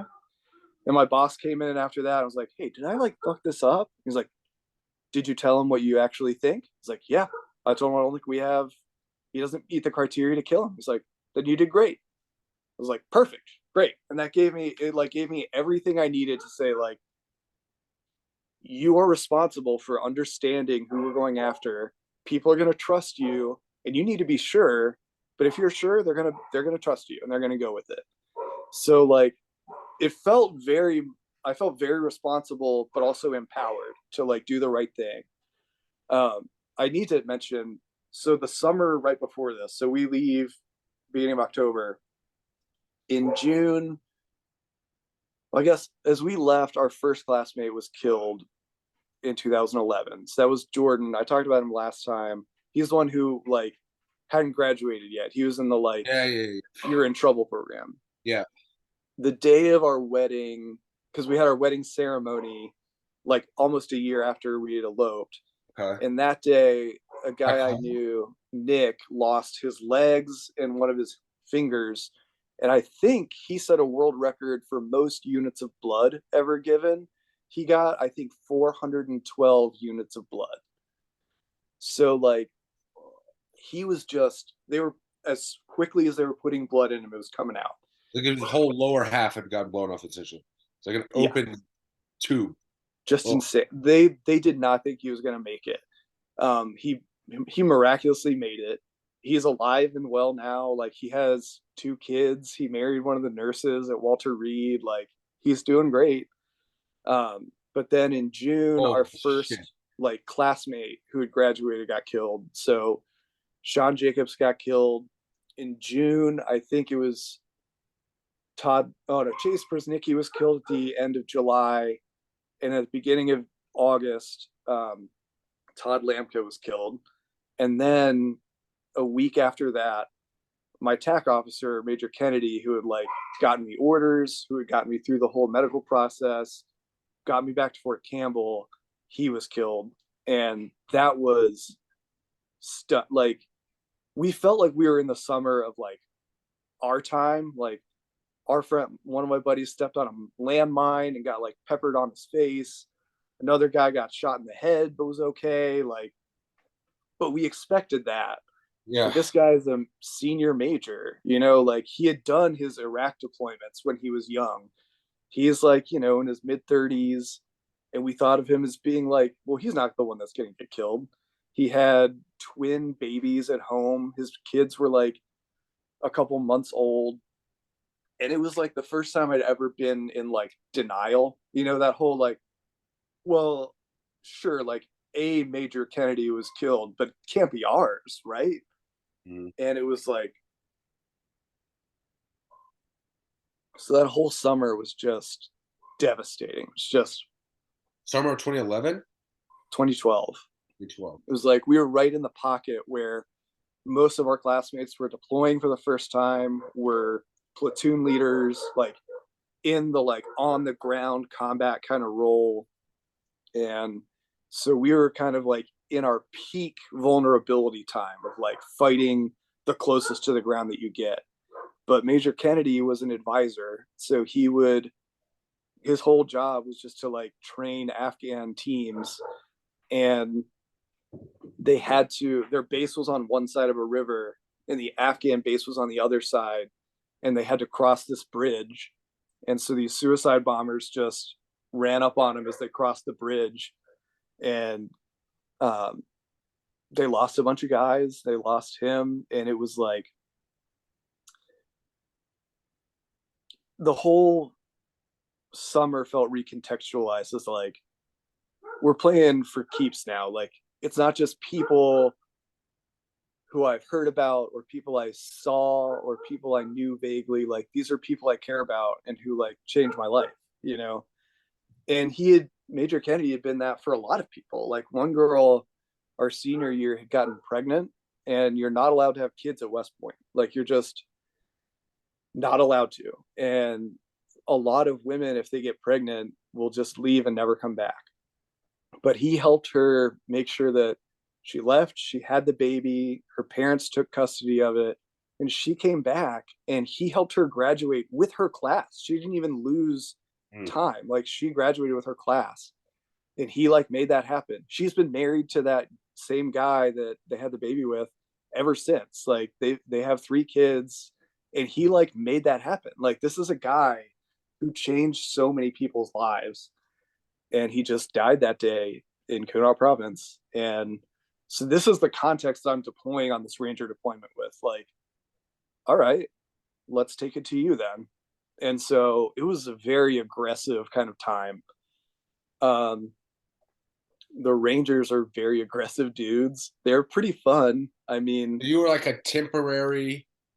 Would you call yourself an augmentee? augmentee. Yeah. It was cool, man. I mean, it was a very special kind of Probably fucking experience. fun when you're the fucking big dick and you're fucking. It's probably some fun, dude. It was, and it was like so intel, like very intelligence, skills heavy. Like, this is what I was born for, baby. Like, Yeah. every day I'm briefing.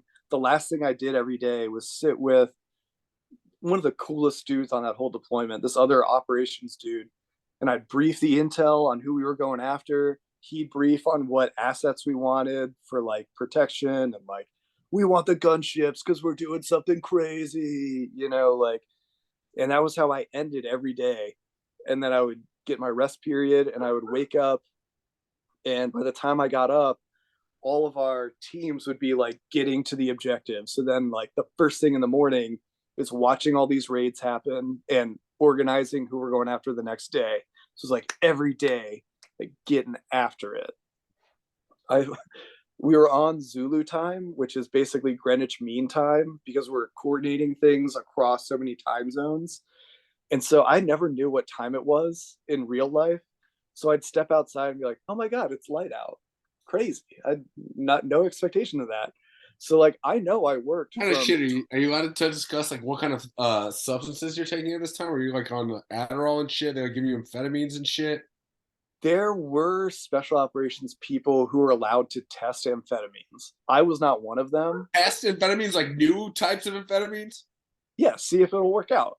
And so like some of my like Did you companions would be like, "Yeah, like, we have not slept in 3 days." They'd be like, like "How's that Adderall going?" 2.0? Oh, that's cool. I That's was not.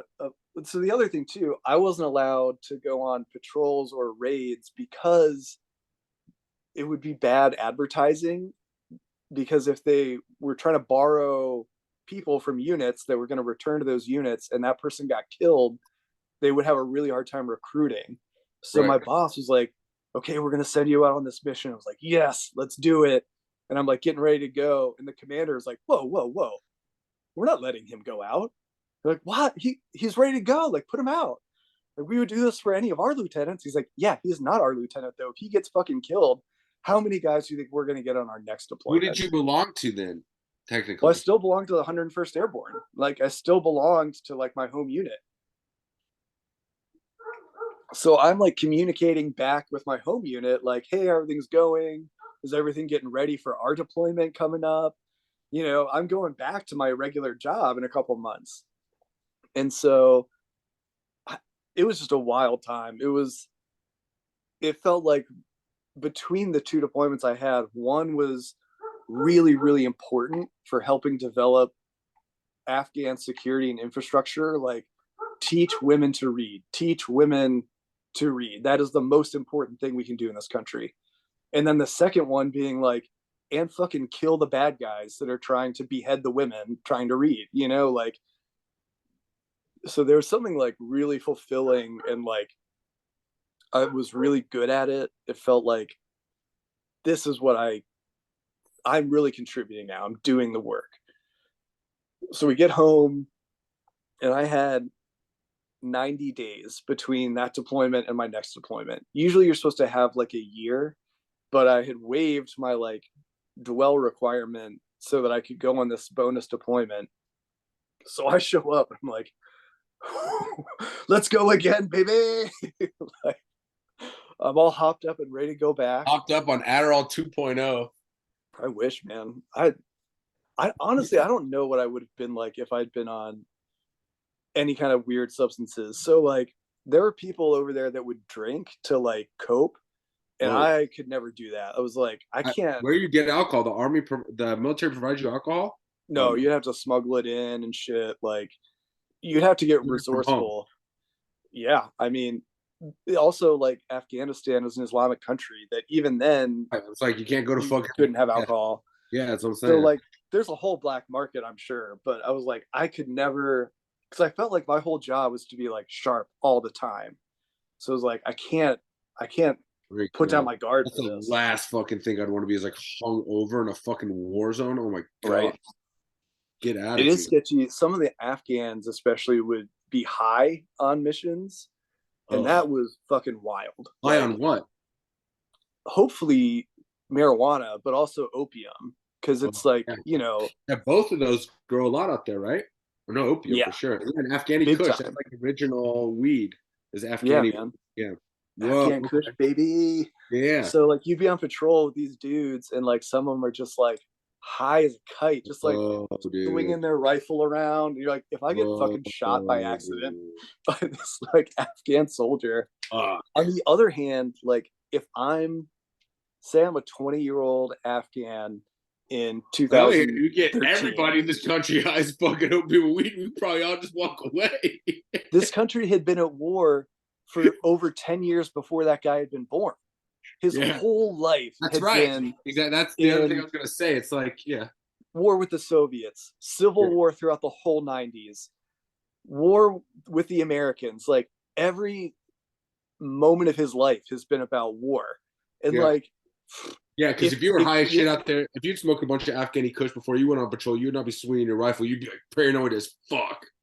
and for him, like, he's not escaping. He's not just like, he doesn't get to do 9 months and then go Right. back to the safest country. Well, not safest country, but like go back to a developed, Right. wonderful country. He's gonna live here for the rest of his life. And if he's got to take the edge off, I kind of get it. I don't love it, but like, what else am I going to tell you to do? Like, so we go again for my third time. My wife ended up, they only took half of her squadron. So they were our like,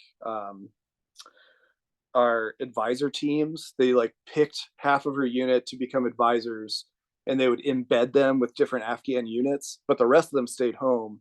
So she stayed back to like control how the rear detachment people were. So I'm out there again for the third time in like 2 years. And now it's 2013, and our job is to start closing bases. So like, that becomes the opposite of feeling excited about your mission, because you're like, okay, time to go. And Good luck. Hey, we're just gonna leave now. Hope you guys good luck with the democracy. so I'm in Eastern Afghanistan again. I'm a Yeah. little further north than the first time, but like, the Taliban is like they're not like that's one thing that They're kills just me is shit. There's people weight. There's they're weight. waiting, man. They're not stupid. They're like, okay, Yeah. I can either attack this American patrol and get really fucked up, or I can wait until they close their portion of it, attack the Afghans who are going to be in control of this base, Dominate them. maybe kill some of them, maybe not, but probably survive and be fine. Yeah. And so, like, it felt so suddenly helpless. Every time we would close a base, then, like, the week after, that base would start getting hit all the time. Yep. My base used to be, they used to call Salerno Rocket City because it would get rocketed every day. It got rocketed no times when I was there. Because, like, why waste the ordnance, man? Like, and it was infuriating. I was finally going out all the time. I was like getting on patrols a lot, and like I had a really, really good relationship with the company commanders. So every single day I'd be communicating with them, or if they had pulled back to our headquarters, like visiting their headquarters, be like, hey, what can I do for you? How can we help? I'm planning patrols. I'm working with all the platoon leaders. Once a week, me and my best analyst would fly to the like central Afghan base, and we'd have like the weekly intel meeting. So we're like always out on helicopters, like flying out and about. And it was like halfway awesome because I'm doing everything I've ever wanted to do. Infantry intelligence officer, let's fucking do it.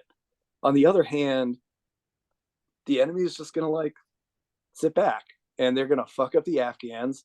Like in one case, one of our patrols got hit really bad and they hit an Afghan truck, killed every person in the truck. And I was like, I'm gonna fucking figure out who did this.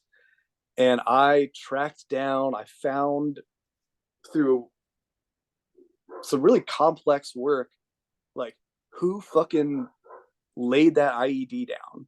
I found where he lived. I built these like targeting packets, translated them all into Afghan languages, handed them over at the intel meeting. It was like, your fucking guy is here. He Fortunate killed, mom. he killed 6 of your guys, and they never went to get him.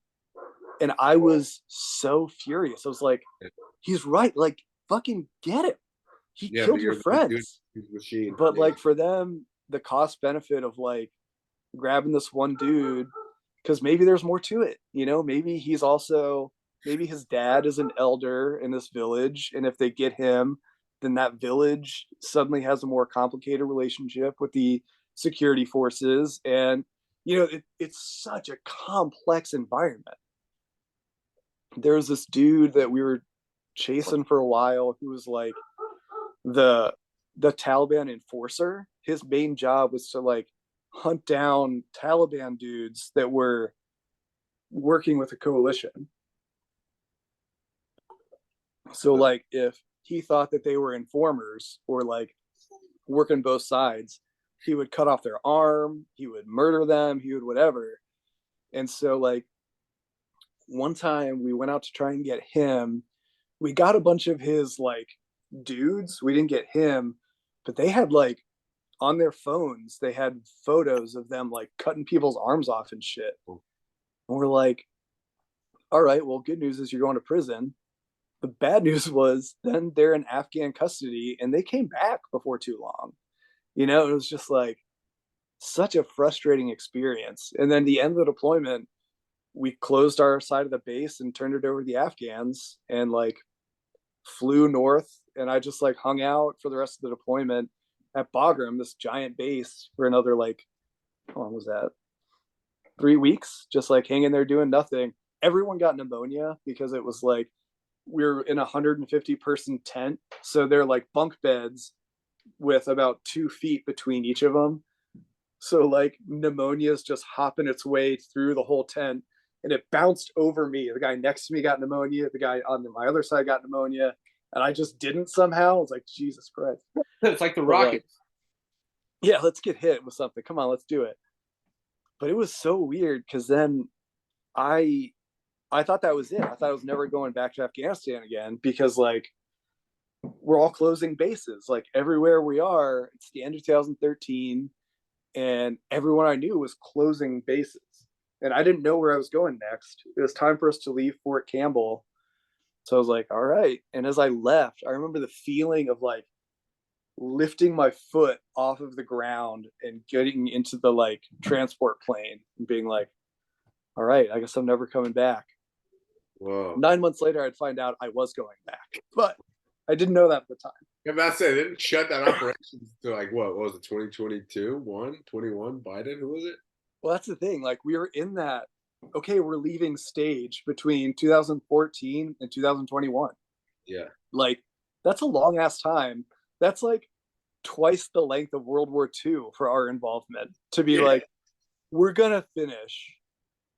We're gonna and just slowly, it's like, what the fuck? So it was wild. Like we left Fort Campbell. We had to separate again because the next thing you had to do was go to, it's called the career course, where you like learn how to be a captain. So like we did our lieutenant time. 1 second, just to interject as far as like your Army career and the Army trajectory. So 2013, when you describe that moment of taking your foot off the dirt, you thinking this is the last time, that was the general feeling that you were getting from the Army in general, is like, we're out of here. Yeah. I mean, because we closed 3 like small bases, like company sized bases, and pulled our companies in, and closed I think our base was a brigade size base. Like the brigade headquarters was there. So when they left, it was so weird because like at one point, I think the base had like 5,000 people on it, like in its heyday. That was before we got there. But when we left, we like were reducing the footprint little by little. So by October, there were like 200 of us just kind of like huddled in this little corner of the base. And before we left, so there's a thing in the military called stand to. Stand to is when you wake up before dawn and then you stay up through sunrise and then do the same thing at sunset. And it goes back to like the French and Indian War of like people love to attack at sunrise and sunset because it's hard to see and people are extra tired then. And so you do stand to, and this is something you do in like the woods at like ranger school or like, and we're doing stand to at like this big base. We had so few people, we couldn't man all of the guard towers. So we're getting the handover of like the support battalion had been in charge of base security until they handed over to my battalion. And they were like, yeah, so these 5 towers are not occupied. The enemy just thinks they are. We're like, what the fuck are you talking about? They're like, we have an actual silhouette target. So like a plastic outline of a person is just like standing in it. And we were like, are you fucking kidding me? They're like, we are not fucking kidding you. That is who is guarding that tower. We're like, oh my God. And so at the very end, we were in this tiny little reduced footprint, like guarding our headquarters. And that's it, because like there were just a couple of us left. And then we flew out, the convoy drove out, and then we turned it over to the Afghans. We left, we were supposed to hand it over to them, I think November 5th. And we drove out I guess I flew out like October 28th, and I was in the like liaison group moving our people through, and our last convoy left like Halloween. And so they still had like 5 days where they're like, wait, did you guys leave? Like, yep, it's your base now, enjoy. It was like, because we weren't sure what is there that they had, trust. like what is there operationally, like what is there, like what are you actually leaving them I infrastructure mean, wise? there were Trucks? buildings and fencing. There's like barbed wire everywhere. The base gives you like a landing strip so you could fly. Like what's providing the electricity, what's providing the internet, what's providing the plumbing? We gave them a bunch of generators. um, Plumbing they usually didn't care about. Afghans don't Nothing. have the same Plumbing. relationship to plumbing that we do. What about like water? You need water to drink. You and I would say that. Um, More like camels, more of a camel approach. it's a weird like when So they're you'll not right. This go. is not going to be an operational military base. It's not going to be fucking a substantial military presence there with fucking without. Let me give you an example. So that first deployment, when I was out doing the route, um, It's going to be taken over by the fucking Taliban. well, we one of the places we looked at was a border checkpoint. So it was like I'm standing here 20 feet away is Pakistan. We're like right on the border. The checkpoint is flying a Taliban flag. They're not even flying a Pakistani flag, but it's like this old border checkpoint, and we're trying to see could it be reoccupied. There was an Afghan police platoon that was supposed to be occupying it that was down the road. So we pull in the platoon leadership and we're asking them like, so why don't you want to occupy it here? Said it's a little bit dangerous and also like it's pretty run down. And they show us the well, and it's like semi covered with a corrugated metal like flap. And as we're walking around, there's just shit all over it, like human excrement. And we are like, what's the fucking deal here? And they were like, oh, well, like it's close to the water, so that's where we've been shitting. We've been coming over here to shit. And we were like, you've been coming over to where the well is for that? They're like, yeah. Like, okay, like I don't think we're equipped to tell you that that's a bad idea. Like, if that's not occurring to you that that's not going to be good for you, I don't know how to. Hey, good luck with the democracy. Like, and when we The go school on, system. when you go to an Afghan home, so like I did go on a couple missions on other deployments where we're like going to people's homes and like going to talk to the guys, being like, hey, are you still a fucking Taliban dude? Are you cool? Whatever. And you would like walk in their house and there would just be human shit on the floor. Be like, you're just in your own home and you think to yourself, I kind of got to take a shit. And you don't even, you just squat right there. Like their relationship to what we would think of as just regular sanitation. Like an average dude. This is like a respected member of the community. This is like a dude with a family. Yeah, absolutely. Just would shit in his house. A job. And it was very disorienting because like these are smart people. Like these are people who have like a culture and a history and are intelligent, but their relationship to like basic sanitation was so different. In the same way that like Pashtuns, so like the ethnic group that's mostly in the South and that makes up the majority of like the Taliban, they're like historically notorious for like ancient Greek relationships between like old men and young boys. Yeah. So like Afghan Pashtun men would just fuck young boys. And like it became such a weird part of the culture. Do what? How young? Like 10 to 15. Once they started hitting pubescent. Yeah, once they were hitting puberty, it was like, this isn't as good. Yeah. And so like there's a story from one of our medics that like this guy is talking. Was that something that was practiced in a certain region? It's very prevalent in the South and the Southeast because that's where the Pashtun ethnic group mostly is. Like how prevalent? Like most dudes are fucking boys? Very prevalent, especially in the Taliban circles. Boys have been fucked. Is it safe to say that basically every male in that area has participated in some form or another, either voluntarily or voluntarily? It's tough because our partners knew that we don't approve of that. So like one of my friends was at a like pretty far flung little base, and they call the boys chai boys because their ostensible purpose is to be like they bring you tea and snacks. Like they're the aide to the commander because they make his tea, but really they're like the kid that he fucks. And so the Afghan Secretary of the Interior, who was like the police chief of the whole country, was coming to inspect. And he was a Tajik. He wasn't a Pashtun. And the Tajiks think that it's reprehensible to fuck young boys. And so the word was getting out that like oh my God, he's coming. He's going to get mad at us for having these Chai boys. So they're like dressing up these like 11-year-old kids in like adult uniforms and being like, yeah, he's just one of our soldiers. And they're like, he's not one of your fucking guys. Like, what? No, this guy's 18. Aren't you 18? Like, I'm 18. And these like And partners, these are like allies that you have to work with. we had one of the um, This isn't just like outposts. We had a border outpost that I would go to my third deployment, and the outpost commander was like such a dirtbag.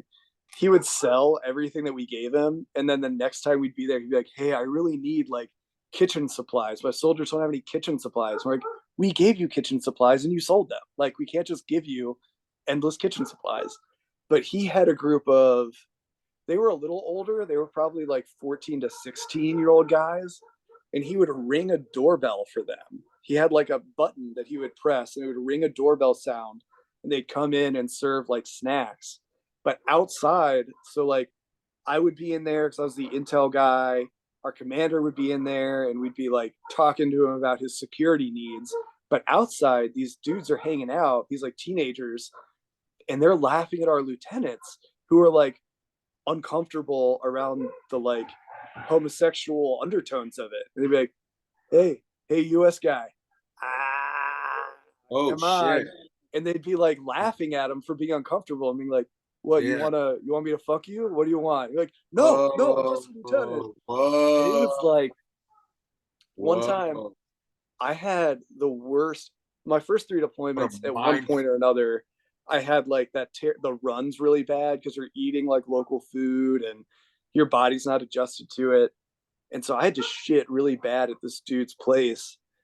And I like really didn't want to because it feels so vulnerable.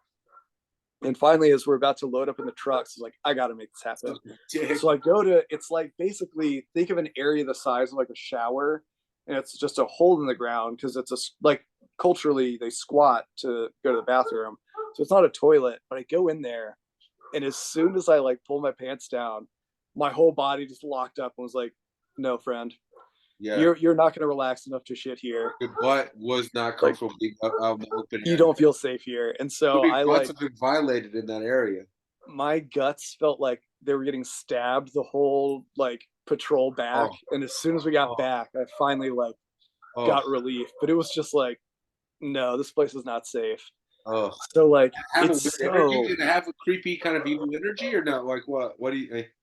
big bad energy, man. Like especially just because I knew this dude was shitty and that his guys like it was clear he was fucking these teenagers, you know?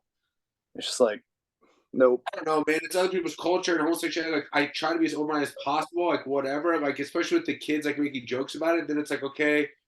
It's like have we crossed into like this consent area where it's like are these gay kid? You know, it's weird. But when you're talking about little kids, I mean, it's Yeah. all fucking weird. I don't know, man.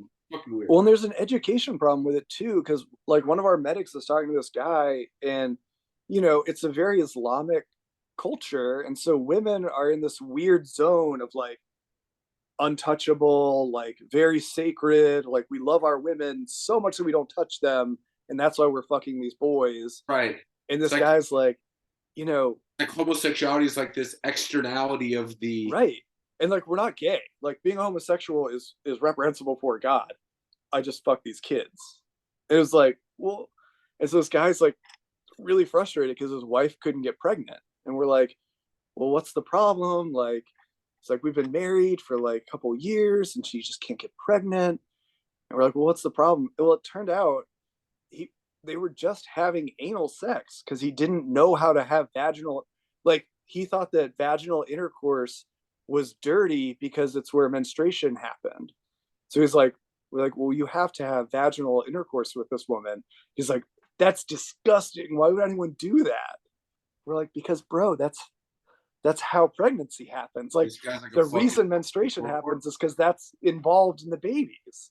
You know, like it was just another planet. And like I went to public high school in Georgia. Like I'm used to being confused about sex education, but that was a different level, man. Like it was wild. oh yeah. I Oh, the only ever implications of saw, that. And this guy's like a prominent member of the community. This guy's like You're to work No, with. this was just a regular old dude. He was just a Oh, regular Afghan dude. But like, I only ever saw one Afghan woman's face ever. They always were in full burqas.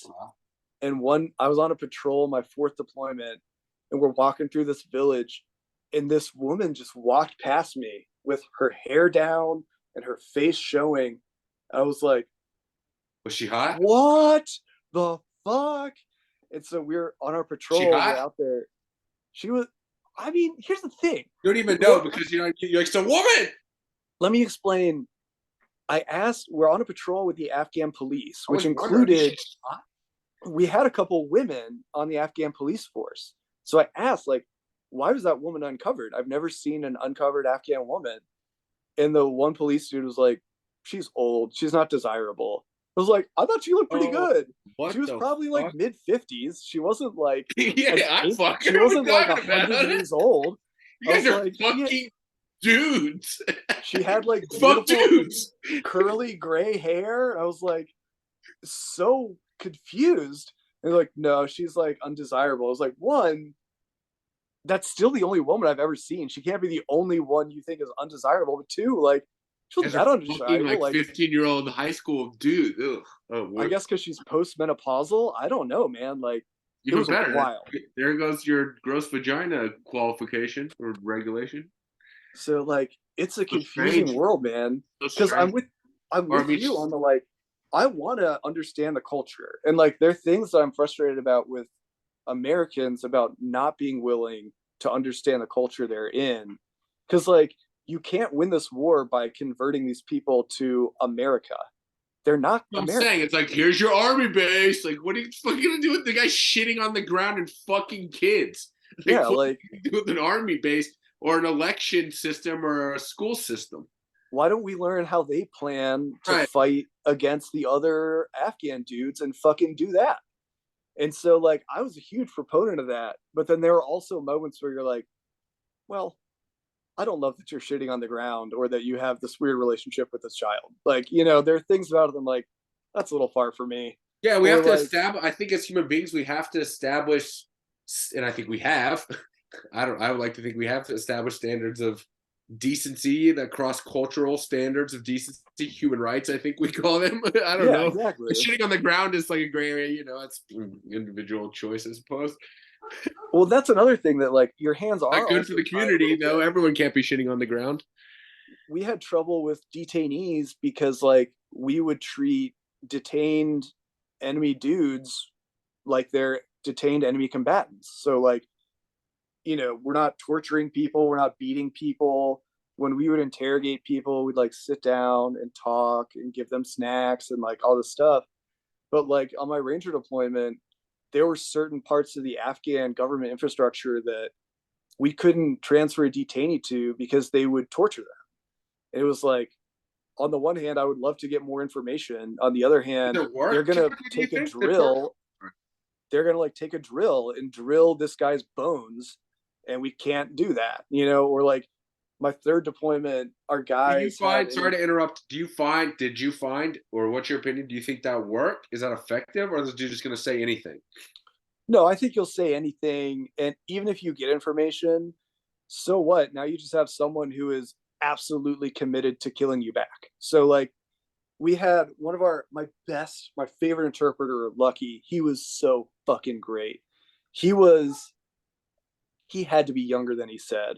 He was an interpreter for my friend Adam on his first deployment in 2011, and he looked like 14. He claimed he was 18. And when he was our interpreter in 2015, he claimed he was 18 again. And he still didn't, he still looked 16. You know what I mean? Like, but you talk to him about it and why his name was Lucky because on his first ever patrol, his truck got hit and he was the only one that wasn't wounded. So they Oh, called him Lucky from then on. And he would like be in it, man. Like his first couple of years interpreting for Coalition, he was like in the thick of it. And he'd carry along like, how like you can get a police scanner and like listen to local police. The Taliban are using radio channels similar to that. And so you could get like an ICOM scanner. So he would have like an ear in on an Afghan, like a Taliban group of dudes. Like, all right, are you guys getting in a position? Yeah, let's get in a position. Like the patrol's coming, we're gonna fuck them up. And then he'd start talking to them to like one start messing with that, be like, no, I'm in the wrong position. You guys should move your position, and see if he could confuse them. And then they'd eventually be like, Lucky, is that you? Be like, yeah, it's fucking me. I'm gonna fuck your mother tonight. I hope you're ready. I'm gonna cut off your dad's head and fuck your mom. And like, we're gonna fucking cut your head off, Lucky. We swear to God when we Whoa. find you. So like, Whoa, and dude. So this guy had more skin in the game than like anybody. yeah, and so you talk to him like, so why did you start Why? doing this? Like, and he said, well, when the Taliban were in control of this country, they killed my grandfathers. Like, they murdered a bunch of my family, and so I don't care what it takes. I will fight them for the rest of my life in Afghanistan. We finally got him to the US. He lives in the US now, which is amazing. But like, if your whole deal is just to like, well, we'll torture you until you tell us what we want, and then we'll probably murder you might get some information that might help you in the short term, but I don't think that's conducive to stability. Because like, one thing we tried really hard to help create a stable country, and we had a lot of errors in that. We made a lot of mistakes, but it's not that we were the only ones. Afghanistan was an unstable country long before we were there. And so like, the tribalism and the willingness to be like, hey, you're not on my mountain, so if you're not on my mountain, fuck you, it's very prevalent. And so even within ethnic groups or tribes, it's a very deeply culturally xenophobic culture. And so there's like, I think the phrase was like, me before my brother, me and my brother before my cousin, me and my cousin against you. It was like, Wow, at yeah. every level, I'll fight you, but I will band together with closer to me to kill you. But at the end of the day, I would still kill my brother versus, me. So it's like very intense. And so like, I am really unhappy with US foreign policy, and I'm really angry at our senior military leadership. But at the same time, they're not solely culpable. And there was not going to ever be an easy answer for creating a stable Afghanistan. And I have a lot of sympathy for that. And it's just heartbreaking all around.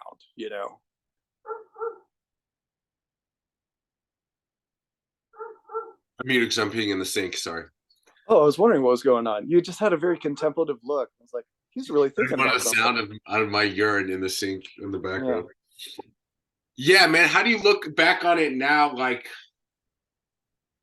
I know, and I feel it makes me happy to hear you talk about what you did on a day-to-day basis, especially during that like most intense deployment. But how do you look back on it now? Just that whole 20-year period. What do you think? Like, what do you think about it all? Was it necessary? Was like, what do you think about it all? Like, we couldn't have done nothing, right? We had to do something, but fuck. Yeah. I I I think that going to Afghanistan was the right thing to do. I think that disrupting the Taliban was the right thing to do. Trying to help people get educated, and like, I read a letter once from one like Al Qaeda dude detained way back in the day to another Al Qaeda dude, and the one guy had been released from prison, and he had been in prison for like 5 years, and he's writing to his friend who was still in prison. He's like, I'm gonna be honest with you. You should see this fucking place. When we left, there was not a single road in this province. There are paved roads everywhere. There are like shops open, and it's pretty wild. And he wasn't saying like, so maybe it's good the coalition's here. Obviously, there's still two like legit Al Qaeda people, but even them saying like, whoa, like there were some years. really impressive like changes made here. And like, I'm proud of the fact that so many of us wanted to help like build infrastructure and like educate people and fight. Like, I'm willing to lay down my life for you and your country, like I love that. And I think it's really important to be willing to like go to bat for people and say like, I will fight and die with you. You know, there are Afghans who I would sit down, I would fight and die with them. And unfortunately, like for a lot of the really, really good ones, they're gonna die because like they're the ones in the front, they're the ones leading the way, they're the ones that were too courageous for their own good. And so again and again, I'd hear stories of like soldiers my friends fought with who were like, this was the best dude for our whole deployment. And finally, 2 years later, I caught up to him. And there's just like the really good people can find their way out of Afghanistan, but that just means that there's a major brain drain that's been going on since the 1970s. It's just such a hard thing to win.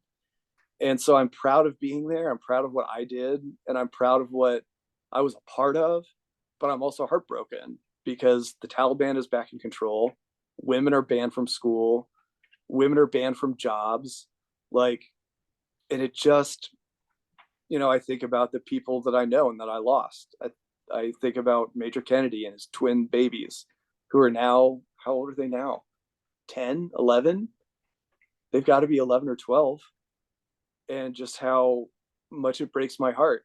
And that I hope that like they grow up knowing that their dad made people's lives better, both like American lives better and Afghan lives better. I can't really speak to if he made Iraqi lives better. I don't know as much about that war and how people who fought in it feel. But for me, like, again, it goes back to what you can control. I could control X%, and I'm really proud of everything I did within that. But I'm heartbroken by what I couldn't control. And I'm, you know, I'm embarrassed by the things that I couldn't do. Like, you know, I would have rather taken a bullet than my friend take a bullet. And instead, my friend took a bullet. And I can't control that. I'm embarrassed that I couldn't fix everything. I'm embarrassed that, like, my last deployment was a major.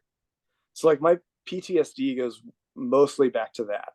I I had PTSD leading up to that deployment, but didn't know it, you know, like is the kind of thing where like I'd already kind of lost my ability to experience emotions.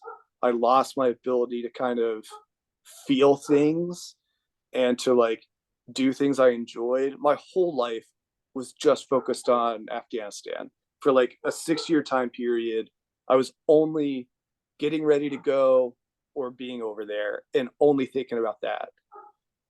I I wonder what kind of husband I was during that time. I was okay, but I know I wasn't as good of a husband as I am now. Like, How much time were you spending during that 6 year period? How much time were you in Afghanistan versus in the United States? 50 50, so 50 50 roughly, or what is the split? I was gone April to August 2011, then home September to October. So home for about 13 months, gone for 4 months, back for 3 months, gone for 7.5 months, back for 18 months, gone for 9 months. Okay. So it's like back and forth. And that 18 months, half of it was at the career course. So it was like, oh, I don't know if I'm ever going So back. weird. Wait, where are you going back to this whole time? Fort Campbell. So the first two times, like, That's there? leave. Yeah, it's in Tennessee and Kentucky. Oh, that's where Gaz was. Yeah, yeah, yeah. So Okay. as we were about to leave, so I just gotten back from my third deployment, and David texted me. He's like, "Hey, you remember Matt Gaziano?" It's like, "Yeah, I think I've met him a couple times." He's like, "Do you remember that I told you he like enlisted in the army?" It's like, "Oh my god, yeah." He's like, "So he's coming to Fort Campbell, but he like didn't take the bus with everyone else because he's like an adult man and not like an 18-year-old guy. Can he like have your number and everything?" Like, yeah, absolutely. So he shows up at Fort Campbell and he stayed with us for like, I don't know, a week or something while he like got in process and stuff. But it was Whoa. crazy because we're like about to be promoted to captain. We've been to Afghanistan, all this shit, and he's like a specialist who's fresh out of basic training and It's like a like dude out of infantry high school, training. right? Do what? It's like a dude out of high school that joined the army, right? I mean, he has a college degree, so he's like doing better than most of his peers, but his peer group is like itty bitty privates who are just out of high school. So Right. he's like calling us sir and ma'am. We're like, Matt, buddy, I only know you as Matt, David's friend from high school and college. Like, you can't sleep on my couch and fucking call me sir. Like, this is Wake up in the embarrassing. morning saluting you like Like, when you're bro, running like, coffee. sit down and like watch TV with us. Don't like, you're not Whoa, in basic dude. training anymore. Yeah, that's great. God, I'm not surprised to hear that. Holy We're shit. just a bunch of 26-year-olds right now. Like, you don't have to be like, Me and that guy lived together for a long time. Great and very you can harmonious. see it. You can 100% see him doing that. Yeah. Oh, 100%. That's so funny. Yeah. Oh So my then god, that's so funny. I want to bring that up at Mayo's wedding. That's so you funny. absolutely should. Like, buddy, like, I love Matt. I don't have like a huge amount of experience with him, but like, we had that. He was at Corey's bachelor party. He's at David's bachelor party. I've hung out with him a time or two. So like, I know him better than anyone else I know in that friend group other than Corey. I'm like, Matt, buddy, like, come on. You're fine. You're like, we're 26-year-old people here. It's all right. Oh man, Live with that guy for 18 months. that cracks me up. Well, so then my wife and I Wait, what did decide. you think of his decision to that at the time? You're like, this fucking, what is this guy fucking doing? Like, what was your relationship with the army? I guess you're still invested right at that point in what I you were loved it. doing. It wasn't I like was you a were, huge fan. okay. Like, Matt, great. You Like, told him otherwise. If you thought like, bro, I've seen the inside, you don't want it. It's not, if you're jaded, you would tell him, get the fuck out. oh, I'm not jaded yet. I wasn't Okay. at all jaded yet. I was still like, this is the greatest thing I've ever done in my life. Like, and I was a little bit like, you could have gone to OCS and been a lieutenant, but on the other hand, at the time, it really felt like the war was winding down, and I was confused by people who like wanted to be in the army, but were like, but I don't want to go to war. I was like, isn't that the whole point of the army? Like, why didn't you join the fucking Air Force then?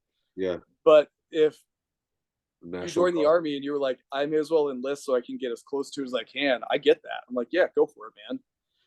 I was sad when I found out that he wasn't going to get to deploy because it felt like, you went through all the bullshit and you Yeah. didn't get the opportunity to do like 100%. the meaningful part that we're all here for. Yeah, that We was actually talked about that a little bit at David's thing, but yeah. Yeah, I mean, Gon's been my closest friend before meeting you. That I had, Gon's was my most intimate experience with the army. It was Gon's, and it was not a great story, right? It was he had to go Yeah. through all the bullshit training, and then he, got. It's basically like if your army, not even because you got to go to West Point. I was gonna say it'd be like if your army story ended with the epilepsy, but you got the whole West Point.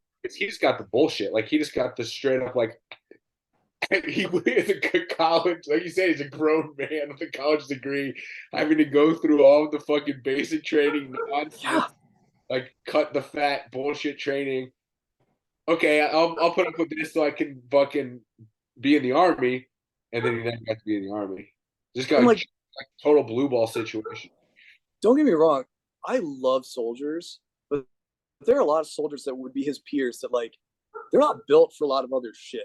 Like they're not necessarily going to be the next great thinkers of our country. Like, so Gaz is like already a head and shoulders above these guys because he can like string sentences together. He could probably write like a 5-paragraph essay. I'm like, bud, you don't have to act like you're just about to get your ass kicked because you didn't do enough push-ups right now. Like, that's what they're doing for these kids in high school who like the army's the best chance at doing something with their lives because if someone says sit here, shoot that rifle at that guy, they're going to go Roger, and they're going to do it, and they're going to be good at it, and that's about as good as it's going to get. But like, guys, you're a smart dude. Like, you can do more than that. Like, he cracked me up. Like, okay, it's okay if I like sleep on your couch, sir? Like, if you don't fucking call me sir, you dumbass. Like, last time I saw you, I think we were both in high school. Like, what are you talking about? Guys wanted that shit. That's why I feel bad for him and for his story in particular because he wanted that. He was that guy when he was fucking roommates as sophomores at UGA. He was that guy, and then he never really fully got it. Can you Yeah, just join the army like right now as a 30? How old am I? 30? What are we, 36? What I happened if think I 34, I think, is the cutoff. There's a chance you could get a waiver into like the National Guard, maybe. That would be a tough sell. You'd have to convince a lot of people and they'd have to all sign off on it. But the Army's having a really hard time recruiting people. So, maybe. what do you get paid? Like this whole 6 year period or this whole time, are you like saving money? Here's the great thing. One of the best things about me and my wife is that we don't have a lot of like extravagant needs, and we're both really psyched to like save money. And we were dual military, so we're both making the same money. Um, What are you it's making? not Like like $75,000 a year or something? there's a couple buckets of it. So there's your base pay, which when we were like lieutenants was, I don't know, like at the very beginning, probably like 45 to 50,000. That's like a But then cop, you also get a teacher, your like housing allowance, which right? is a lot. You're also getting health care, and then you're also getting like retirement shit Oh shit. involved. Okay. So they have like your pay. Then they started right before I got out. They started also publishing like a equivalency pay stub. So you get your pay stub, and then they give you like your monetary equivalent. Like if you were in the private sector, you're basically making this. So by the time I got out in November 2019, I was probably making the equivalent of like 110. Okay. My pension, so I make disability pension now for being retired. I get a cost of living with it whenever the federal government decides like there's a so it's changed twice I think since I started getting it, but I make like $36,000 a year just to stay alive. Like The rest of your life. as long as I stay alive, Whoa. which is great. It's very helpful because also Yeah. you go through these cycles, right? Because on the one hand, you're like, Jesus, like all I did was vacuum the house and like feed my kids. But then I'll have a month where I like have really bad PTSD symptoms and I'm like totally knocked out from panic attacks. I'm like, okay, well, they did fuck this up. Like the Army did break me. And so they are paying for that. Like the Army has Wait, this but whole that's because thing. of disability. That's not what everybody gets. No. Okay. So So like if you didn't have PTSD and you just got out of the army, what do you get? Do you get anything? it depends. So it depends on how broken you are. Let's just say So I did my 10 year, I went to West Point, I served my 20s in the army, I got deployed. I don't know if this happens, but like for all intents and purposes, I got out scot-free. I don't know. Does that happen to people? They're like, I'm cool. I walked away, I'm good. so take And you someone like like you get like a pension for that? no. What you might get is if like say you fucked up your knee from like a bad ruck march. And so you're always gonna have like some knee problems. You get out after 4 or 5, 10 years, you're not getting retired, you're just leaving. They'll assess your whole physical condition and say, like, well, your knee's fucked up. We'll give you $150 a month for that. So everybody's getting something. Maybe. If it depends. Like it But depends on if you got fucked up in any way, if you documented it, if you like broke your leg and then like didn't tell anyone, and then 4 years later you're like, hey, well, the Army broke my leg. Then they're like, we have no paperwork on that. Sorry. so But if you you could have been deployed and you just walked. That was just your job. You got yeah, paid $40,000 or whatever a year to be a soldier for 10 years, and you're not getting anything from that. Like there's no residuals checks coming in from most the people are broken enough to get a couple dollars. right.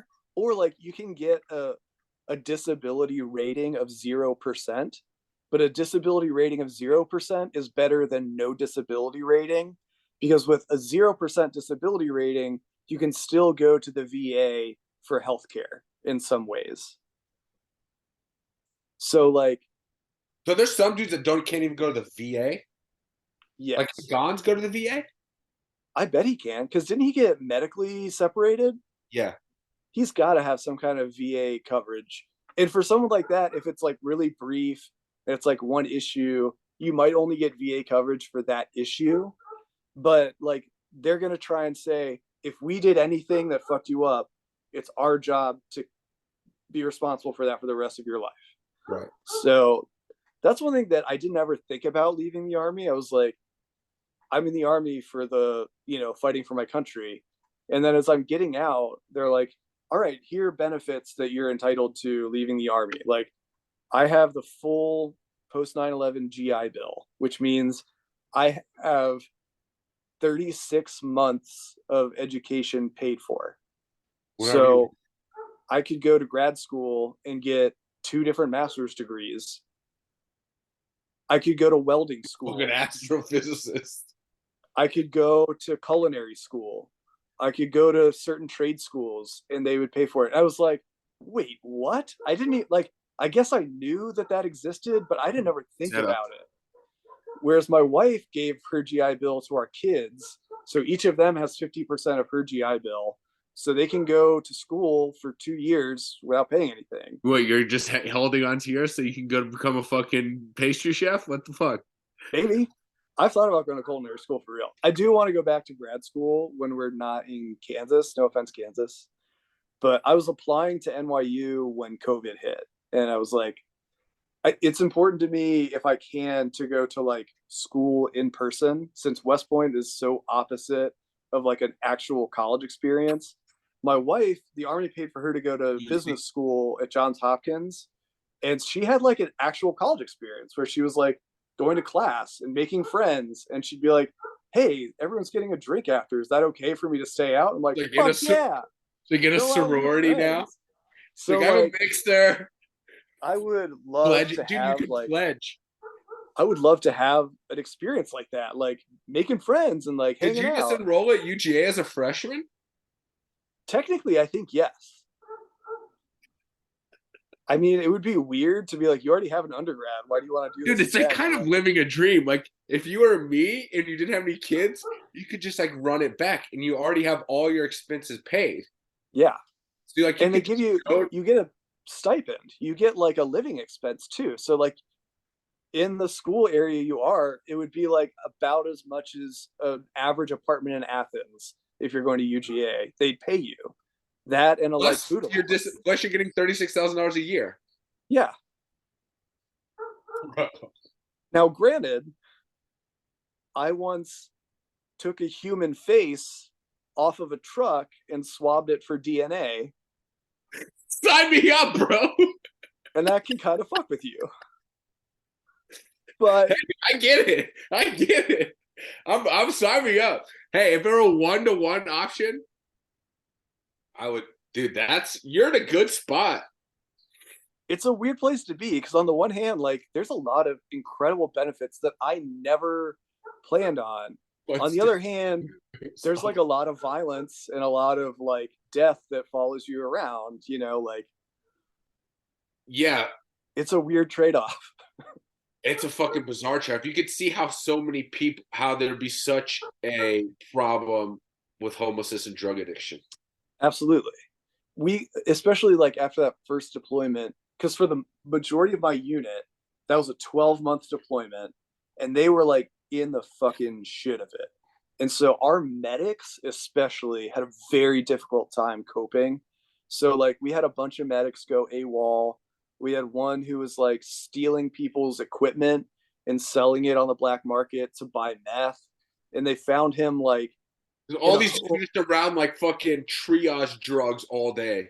He's in like a homemade ghillie suit, huffing spray paint with a BB gun across from the barracks.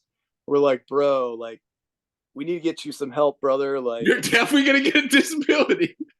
Don't you worry, buddy. You got a GI drill coming your way.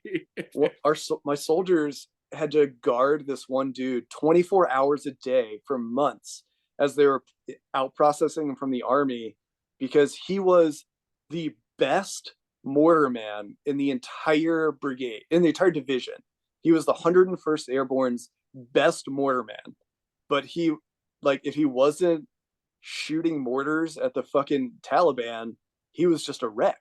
And so he was just a shitbag asshole to everyone else once we got home.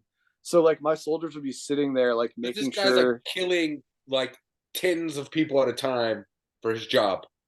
and then my soldiers are like guarding him to make sure he doesn't run around Clarksville, Tennessee, like causing a mayhem. And he'd be like, "Hey, you have to walk me to the bathroom now."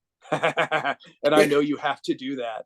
They're like, "Fuck you, man." He's like, "Yeah, but you have to. Sorry." So like it fucks with you, man. Like we had a ball, like the army likes to have big ceremonial like balls and dinners and shit. And so we had our post deployment ball, and it's like the whole brigade. There's like 4,000 people who have just gotten back from this violent 12-month experience. And so like they had a slideshow for all the soldiers that were killed on that deployment, and that slideshow is like 15 minutes long. And so everyone's like cheering for their best friends that are no longer with us. And then once it's done, everyone's like, "All right, time for every person in this unit to get fucking wasted." And it was like, But that's probably on the hell of a one party. hand, really like special. And I saw this like this part of it that was like this brotherhood of like, we've just been through this inexplicable experience that no one else can experience. On the other hand, being like, we are not good at we don't know how to teach people how to handle trauma. No. So like between my second and third deployment, this is how later I could look at myself and say like, oh, I was already dealing with some shit and didn't realize it. I knew I only had 90 days, and I was like, well, I live on the border of Tennessee and Kentucky. This is like bourbon country. And so like every couple days I would get a different type of whiskey because there were just distilleries everywhere. And I was like, I bet I can go this whole deployment or this whole like interim time having a drink like every day. And like every night I had a stiff, heavy drink. And I ended up getting worse about drinking later, but it was like, you shouldn't have to tell yourself, like, I'm just doing an exploration of whiskeys in this region to realize, like, maybe you shouldn't be drinking like a heavy tumbler of whiskey every night as you like hyper fixate on going back to war and think about the people you just killed. Like I didn't think it never occurred to me to go talk to someone or get mental health help until I was back from my last deployment. And I'd already been home like 4 or 5 months. It was so angry that I was like, I don't know what to do. I guess I'm going to go talk to someone because I'm so fed up. I don't care what happens. I thought the consequence of talking to someone would be worse than just handling it myself, which is completely inverted. Like everyone trying to handle all this trauma on their own is what makes it worse. I just But gotta put this soldiers in. Sorry. aren't taught that That was well. my confusion. No, you're good. So like it's a difficult thing to cope with, and we're not really taught how to cope with it well. And soldiers are notoriously good at self-medicating and bad at actually seeking more productive ways of handling trauma. Yeah, dude, it's insane. You're given, all these fucking people have experience. Granted, human beings have done this, right? Like this is part of being a human being, I guess, is murder and death. So it's not like something extraterrestrial. I'm just trying to Sure.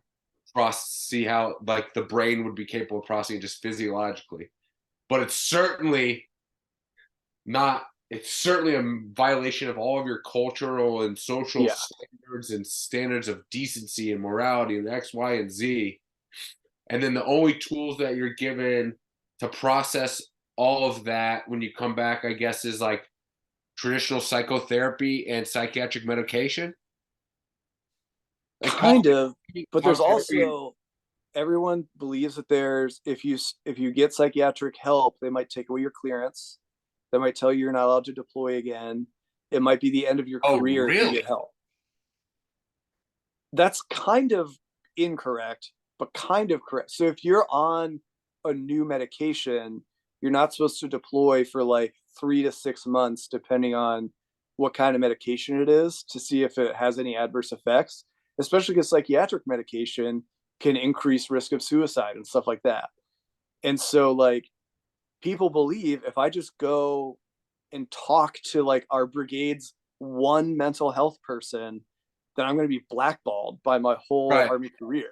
It's not just like a standard part of deployment. It's like you do your 6 months and then you have your 6 months back home.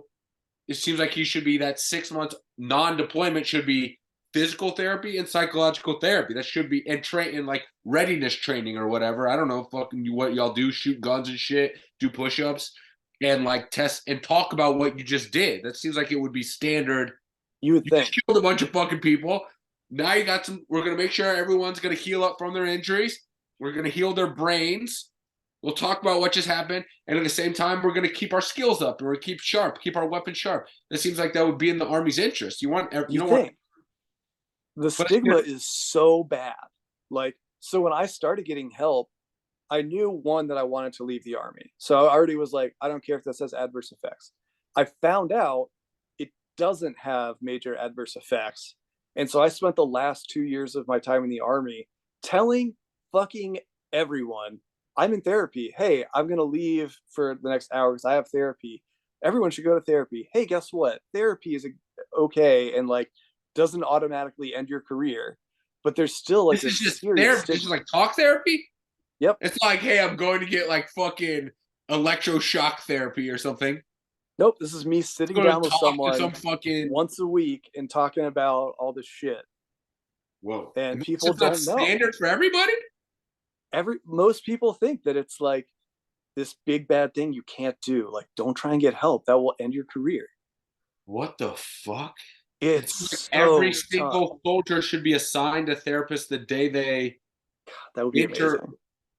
right? It seems I like would you love go that. to Afghanistan, you're gonna be here. All of our jobs here is to fucking kill. We know that's part of the deal. So you think every single person would have to have a mandatory weekly if you've been deployed to Afghanistan, you should have a mandatory weekly appointment at minimum with a psychotherapist. Doesn't But mean you think about the manpower that would take. Think about how bad the healthcare industry is. more manpower than fucking taking over an entire country. Like it's gonna But I take mean, that. think about the people trying to get help from COVID, like the trauma of COVID, and people are like, there aren't enough therapists to meet with people. Like all the people I know trying to get into therapy just for normal day to day, like husband, wife, parent, child, work, civilian world kind of things are on like 6 month wait lists to get any therapy, let alone the military, which has like hundreds of thousands of people who are all getting intentionally traumatized. And then like, yeah, keep up with that. That's why I feel so bad for the VA. It has such an impossible task. Like, how do you handle Vietnam veterans, Gulf War veterans, War on Terror veterans with the infrastructure that you have as a federal agency? And like, there's no way they could have kept up with that. And then in the especially difficult lag time, like mid 2000s, when like they have no way of keeping up with it, and all these soldiers are like committing suicide in their parking lot, and like Congress is like, why the fuck can't you help them? Because we have no idea what to do. Like, it's an impossible job. I've had great experiences with the VA, and I really, really appreciate it. I feel bad for them because, like, how do you win that fight? It's impossible. Yeah, man, it's the kind of shit you don't consider when you're just fucking sending people off to fucking war with blank checks. Like, we'll deal with all that shit later. Absolutely. Yeah. And then now we're like, it's coming home to roost. And like, would it have been cheaper for me to go to therapy every day in between all 4 of my deployments, or for them to pay me, a couple $1,000s a month for the rest of my life? Probably send me to therapy, right? Like, that's a short-term kind of thing, but in the long run, they have to pay for what they fucked up for the rest of my life now. Like, honestly, I think it's a fucking great. I mean, it's awesome for you. But if you could see, that is honestly, dude, that's a death sentence for someone else. Like if you get out of there with a drug addiction, yeah, something, and now all of a sudden you're just getting like a paycheck coming every day and you're missing a leg and I don't fucking know you I don't want to say massacre, you took lives, you know. Ugh. Ugh, what a mess. Like suicide is a real problem. I know a crazy amount of people who've committed suicide from friends of friends, and maybe only a handful of people that I know personally that have. But like, we lose way more people to that than we ever did to combat. Like, And the huge thing is its purpose. Like everyone, all human beings, regardless if you're a soldier, experienced combat, everyone wants purpose and direction. What are we doing here? And when you're a fucking soldier at war, it's like the peak of being a Homo sapien. It's like it's the most pure yeah, experience. Because yeah, it's so addictive. It's all I yes, wanted. You get there and you're like, you don't have to decide what to wear, what to eat, who to talk to. Your whole job is just that thing that you feel born to do. yeah, And so every day I would wake up and do the thing that I felt best at in the world. yeah. Like, and that was just the whole life of it. And then you get home And then it and it's ends. like, yeah, like, what do you want Like to on this wear roller today? coaster ride, rah! And then What it's groceries do you over. want to buy? Like, what do you want to make for dinner? Like, that decision is so stupid. Why am I not choosing something more important? Like, Yep. I wear the same clothes every day. I bought like 9 of these shirts from Amazon. They have no label, and I just bought a different color. I bought like 9 different colors of this shirt. I wear this every day. I have 3 of these sweatshirts in different colors. Hey, bro, I And get it. Me and you are the same guy, that's except I it. didn't go into war. I never got my fucking roller coaster ride. I taught kids. You know, that was my roller I mean, coaster. you were in Honduras for what, like 2 Yeah, yeah, yeah, years? yeah. That's a But long time. yeah, no, Well, and for sure. there's something I think is, I use the word special. I don't know if that's the right word, but I think there's something really special about intentional violence. Like, Yeah, because I me too, always dude. feel this sense of like, I could get in the car and get killed by a traffic accident any second of the day. And people die all the time for all kinds of weird, accidental, violent reasons. Like, one time I was driving to work when we were in Maryland, and there was just like a car accident. And as I drove past, there was just a body on the ground. And I was like, one, I got flashbacks really bad. But two, then I was like, that's just so fucking random. Whereas like when you're over there, it's like, hey, if it happens, this is the point of it. Like, we're here on Yeah, purpose. over I'm here here. to fight you. You're here to fight me. Yeah. And this is a special relationship that we have engaged in with each other. It's Like, like the dude calling Lucky on the radio. We're gonna get you, Lucky. It's we're like gonna you're fucking just cut your head off, Lucky. like your dad. It's like you're. It's like a romantic partner almost. It's It's this so intimate. weirdly intimate experience. And like, when I started having panic attacks, I guess this is jumping ahead past the last appointment, but like, I started having panic attacks only in a car when I was driving. And as I traced it back, it was going back to the sense of like, every time I would get in a vehicle in Afghanistan, like, I'm strapping on body armor, I've got a helmet on, I am racking my rifle, I rack my pistol. I have done all this research for the last, you know, all of my day is spent researching the threats going on. I'm talking to the platoon saying, all right, our most likely enemy engagement today would be an IED. They've been seeding this kind of IED in this area. Most of them are geared towards the Afghan forces, but we uncovered this one towards our forces. There's also been like intelligence about them wanting to ramp it up, so we might encounter that. There are all these processes in place that are giving you the illusion of some control over the violence. So Right. like, at the end of the day, I couldn't control at all if the enemy decides today's the day we're going to fucking fight.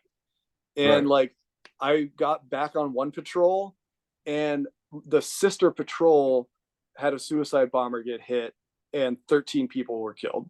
It was like, Random. wasn't me, it was them, but it was like, you never know. But there was this idea that like, well, I'm as prepared as I can be because I'm going into it with all of my protective forces and all of my intelligence, and I'm planning for it just in case.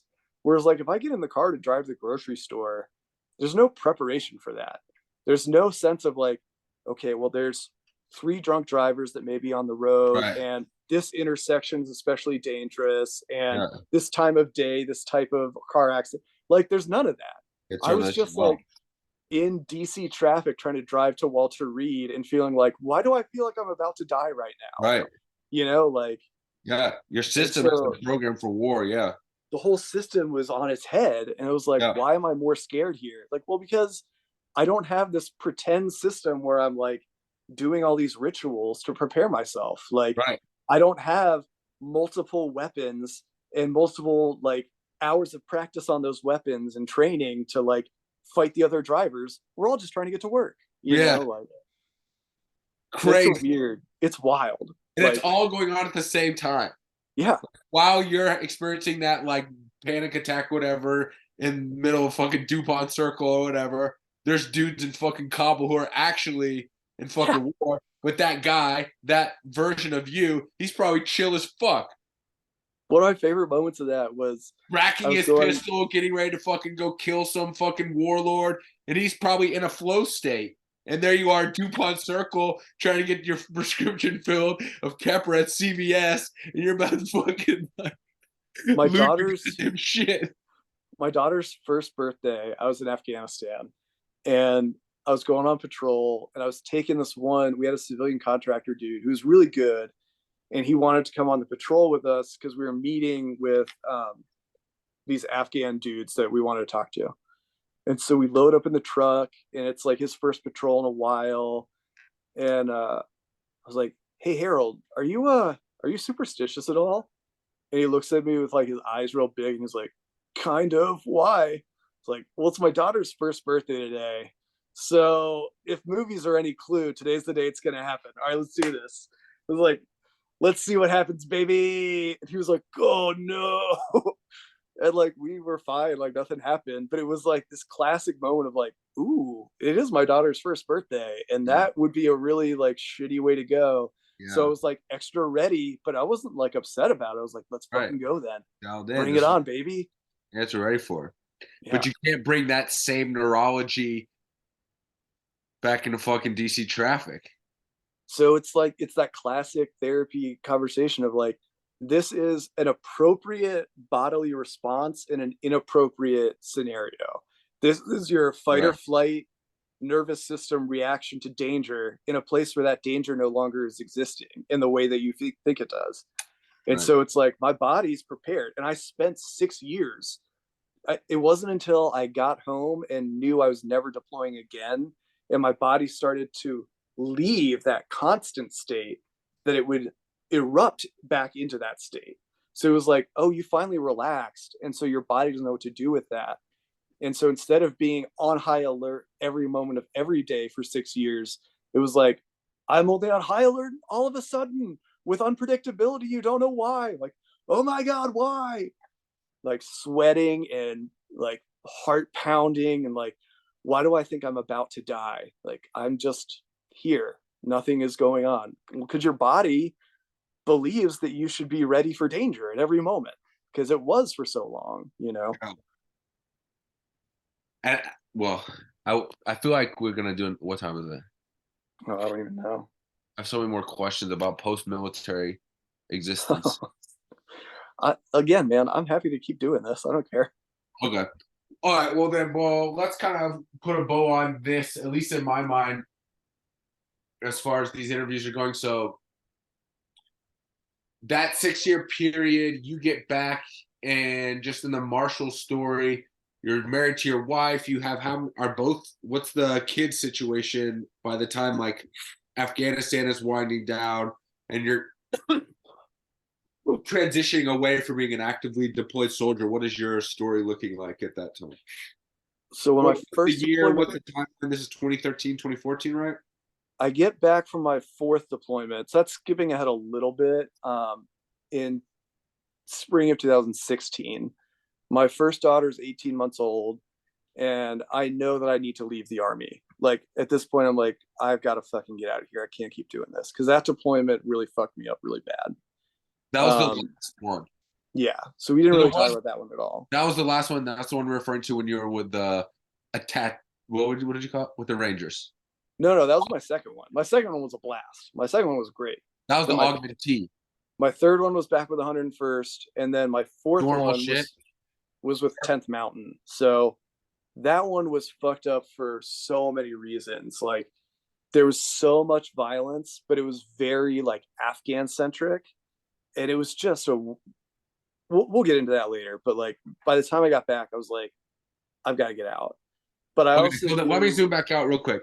So first deployment was there were 4 total deployments. Yeah. The 2011, first one. You go. 2012 to 13 is the second one. Most of the rest of 2013 is the third one. And then 15 and 16 was the fourth one. Okay. And the first one was like desk deployment. Yeah. Second one was Ranger augmentee. Hell yeah. That was fun. Yeah. Third one was back to the desk. No, by then I was at the infantry battalion level. So before I was at the like higher brigade level the first time. Now I'm in an infantry battalion. So we're the intel cell for that infantry unit. So I'm like planning patrols. I'm going out on missions as often as I can. I'm like actually in it a lot more. So that's way more fun. Confusing because it's like we're closing bases, which doesn't feel comfortable. It doesn't feel like we're like fighting. It just feels Right. like not as emotionally rewarding. Right. And then the last one, similar. So I was the assistant intelligence officer, my third deployment. My fourth, I was the battalion intelligence officer. So I was the one in charge of every intel person in the battalion. I was the senior intel person in the whole unit. So I'm like directly working with the commander as his intel guy. Okay. And the fourth one was the like hairiest. The fourth one's the one that fucked me up the most. What the I fuck? wouldn't. I That's don't know faces. how. Big faces on trucks and shit. That was actually my third deployment. But it was the relationship between the coalition and the violence was so different. So like the Afghans were suddenly the ones doing most of the fighting. We weren't doing as much of the fighting. And so they were getting fucking slaughtered. They were getting annihilated. And so I'm briefing. It's fun when you're the big bully and you're going and just fucking these dudes up, and then now all of a sudden you're having to like.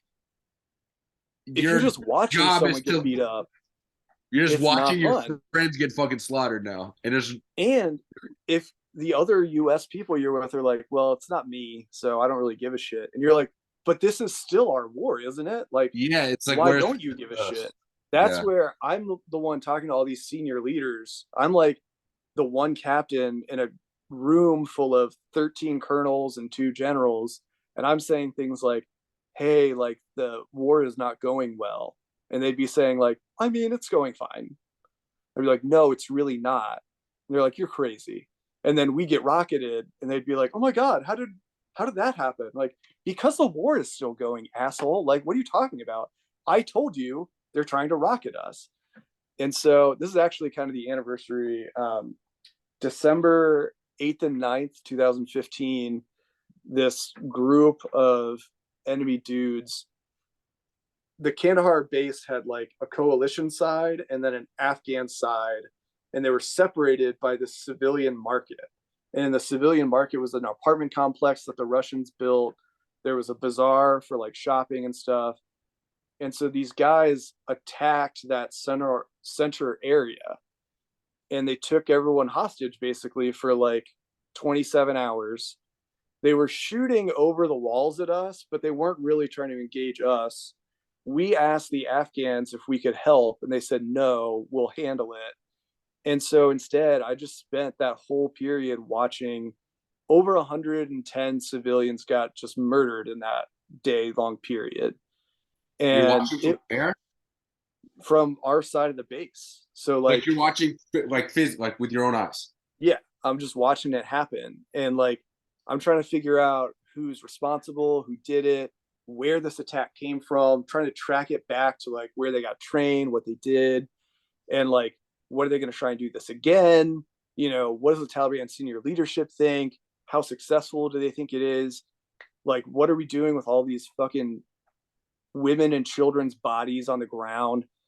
And meanwhile, the coalition officers are like, yeah, I guess the Afghans are really gonna have to deal with that. I'm like, are you fucking kidding me? Like, this is all of our jobs. And so, like, one time, this is one of the most And angry that moments type I've of shit, ever. that type of shit doesn't happen to a U.S. if you guys are totally running shit. Are No, there instances of mass U.S. casualties? What's like the largest mass casualty in the 20 years of the Afghan war? A rocket attack at a base or something? no, it was helicopters going down. So like Accident. well, no, getting shot down. Oh, Like okay. have you seen Lone Survivor? No, but I kind of know the story. So I'll go on record as saying I think Navy SEALs are stupid and that movie's overblown and that they're fucking idiots. But that was one of the Why most are they stupid? Why are serious. Navy SEALs stupid? They send these like 4-man teams with no fucking training other than buds to like go do missions. They have no idea what they're doing. And then they all get killed. They're like, oh my God, aren't we heroes? Like, no, why don't you fucking plan some ground operations? Like, Right. they don't have as much experience planning ground combat. So they're really They great at take like, the most badass dudes in the Navy, and they try to like train them up to be ground fighters real quick, and they're not super equipped for that kind of fighting. no, like the Because Army Navy Navy SEALs go game. through Navy training, right? They're boat guys, Yeah, right? they'll send a lot of them to Ranger School as like their tactical training, but Okay. not most of them, I don't think. And so like the night of the Army Navy game in 2012, I was on my Ranger deployment and I stayed up to watch it. So on one screen, I'm watching the Army Navy game, and on the other one, I'm watching a Navy SEAL raid. And they're like fucking it all up. And I'm like, guys, like what the fuck? This is something you And have like classified access to. of course. Okay. And so I'm getting all this like they're fucking the whole thing up. And then like What do their you see? guys. What's your camera angle? A satellite? Oh, I'm not gonna talk about any of that. But Oh, like, but it could be theoretically. It could be a satellite. It could be like a GoPro theoretically. well, I'll tell you this. When I deployed the first time, bin Laden was killed 3 weeks later. Was that an accident? Was I the one that did it? I mean, Did you kill Bin Laden? It's Bin all I'm Laden saying dead. is when I went to Afghanistan, he was alive. 3 weeks later, he was dead. You tell me who killed him. Wait, when did he die? In 2000? May 2nd, over the night, May 2nd and 3rd, 2011. That was in January. Nope. Is it May? Hell yeah. In May of 2011. And when did you do? What was your timeline there when you first got there? I left April 18th. Wait, say again. I left the United States April 18th. You can be saying anything. And, a couple You weeks left later, the United States April 18th to go to Afghanistan. yeah, And I when did got you in come back? Afghanistan probably April 20th, 21st, something like that. And when did you come back? August 24th, I think. April log. And what were you up to during the months of April to August 2011? All I'm saying is bin Laden was killed, wasn't he? He was allegedly. I don't know. I wasn't fucking there. It's all a movie. No, but what was the point I was trying to make? You were watching Army Navy game. You're watching something. Yeah, it's so frustrating because like these guys are like every day we're doing 2 to 6 raids a night and doing an amazing job, and these guys are like flopping around and falling over, and one of them gets shot in the eye, and I'm like, and everyone in America thinks you're the best people in the world just because every single one of you believes you're entitled to a book deal. Like, So fuck it's like you. a Ranger. So from a Ranger perspective, watching a Navy SEAL operation, you feel like you're like an NFL football player watching a high school team trying to play football. I'll just say I'm not as impressed with Navy SEALs as I am with a lot of the other special operations people in our system. What are the other ones? Rangers. There's Rangers, there's Delta Force, there's the Marines, I guess, technically have someone. Then there's the paramilitary side. What are Green Berets? Green Berets, yeah, they did less of the like What branch is that? raids. That's Army. Okay. They but they're a lot more of the like embed with a local Afghan unit and train them. Their thing would be like drop off 12 of us and we'll like train 5,000 Afghans to take over the country. Like that's how they started the war. So they would be in like little outposts training Afghans and like doing weird shit with them. Rangers are like, we're gonna come in and we're gonna fucking kill all of you. You know, like Rangers are the like Not so raid. fun. I mean, But then there's the whole geopolitical implications of your actions, not to mention all of the individuals who are affected and have to go home and live lives or not live lives and their families and children and that. this is why it's On important to paper, it have, sounds fucking awesome. this is why you need to have a robust State Department and like an actual articulated government strategy. Because it's more than just the one fist. You also have to have the rest of your government body invested. And instead, we were just like, well, we've got the guys good at smashing. Just keep throwing them in there until no one gives a shit anymore. We've got a huge dick. This dick is for fucking. Where are the holes? Exactly. Yeah. Yeah. It's not. Anyway. Yeah. Cool. All right. Well, next podcast is next time. Yeah, next time we'll talk about how the I ejaculate got, like, that comes out of the fucked up. giant dick. Yeah. Okay, buddy. Well, Good to see you, man. good to see you too. Will we see each other in person? I'll see you pretty soon. I Yeah. know. I haven't bought ticket. I have no plane tickets, no hotel, no fucking nothing. So I should probably get on that this week. You can probably take like a jet ski to Puerto Rico, right? I mean, I can see you doing that. I will be there. I promise you I'll be there. I just don't know, You exactly. parasail across Mexico and then hop in a jet ski and jet ski your way up to Puerto Rico. I think you'll be good to go, man. You find your way. I'll find a way. Yeah. I'll be there. I'm What are we now? That's like 6 weeks 6 away. weeks? Something like that, yeah. Actually, I'll do it. That's coming up. I'm excited. All right, so maybe we'll do another one before then. If not, yeah, we could potentially do one then. But I would like to do a third episode, not only to bring us up to speed on your personal life, but also to get your perspective on the military stuff. Yeah, man. And to plug mental health as much as I can. Yeah, that's the big thing. But that's a whole separate deal, man. Yeah, but I'll have a whole bunch. That's when you and I are going to have the most actually to share. Absolutely. Yeah.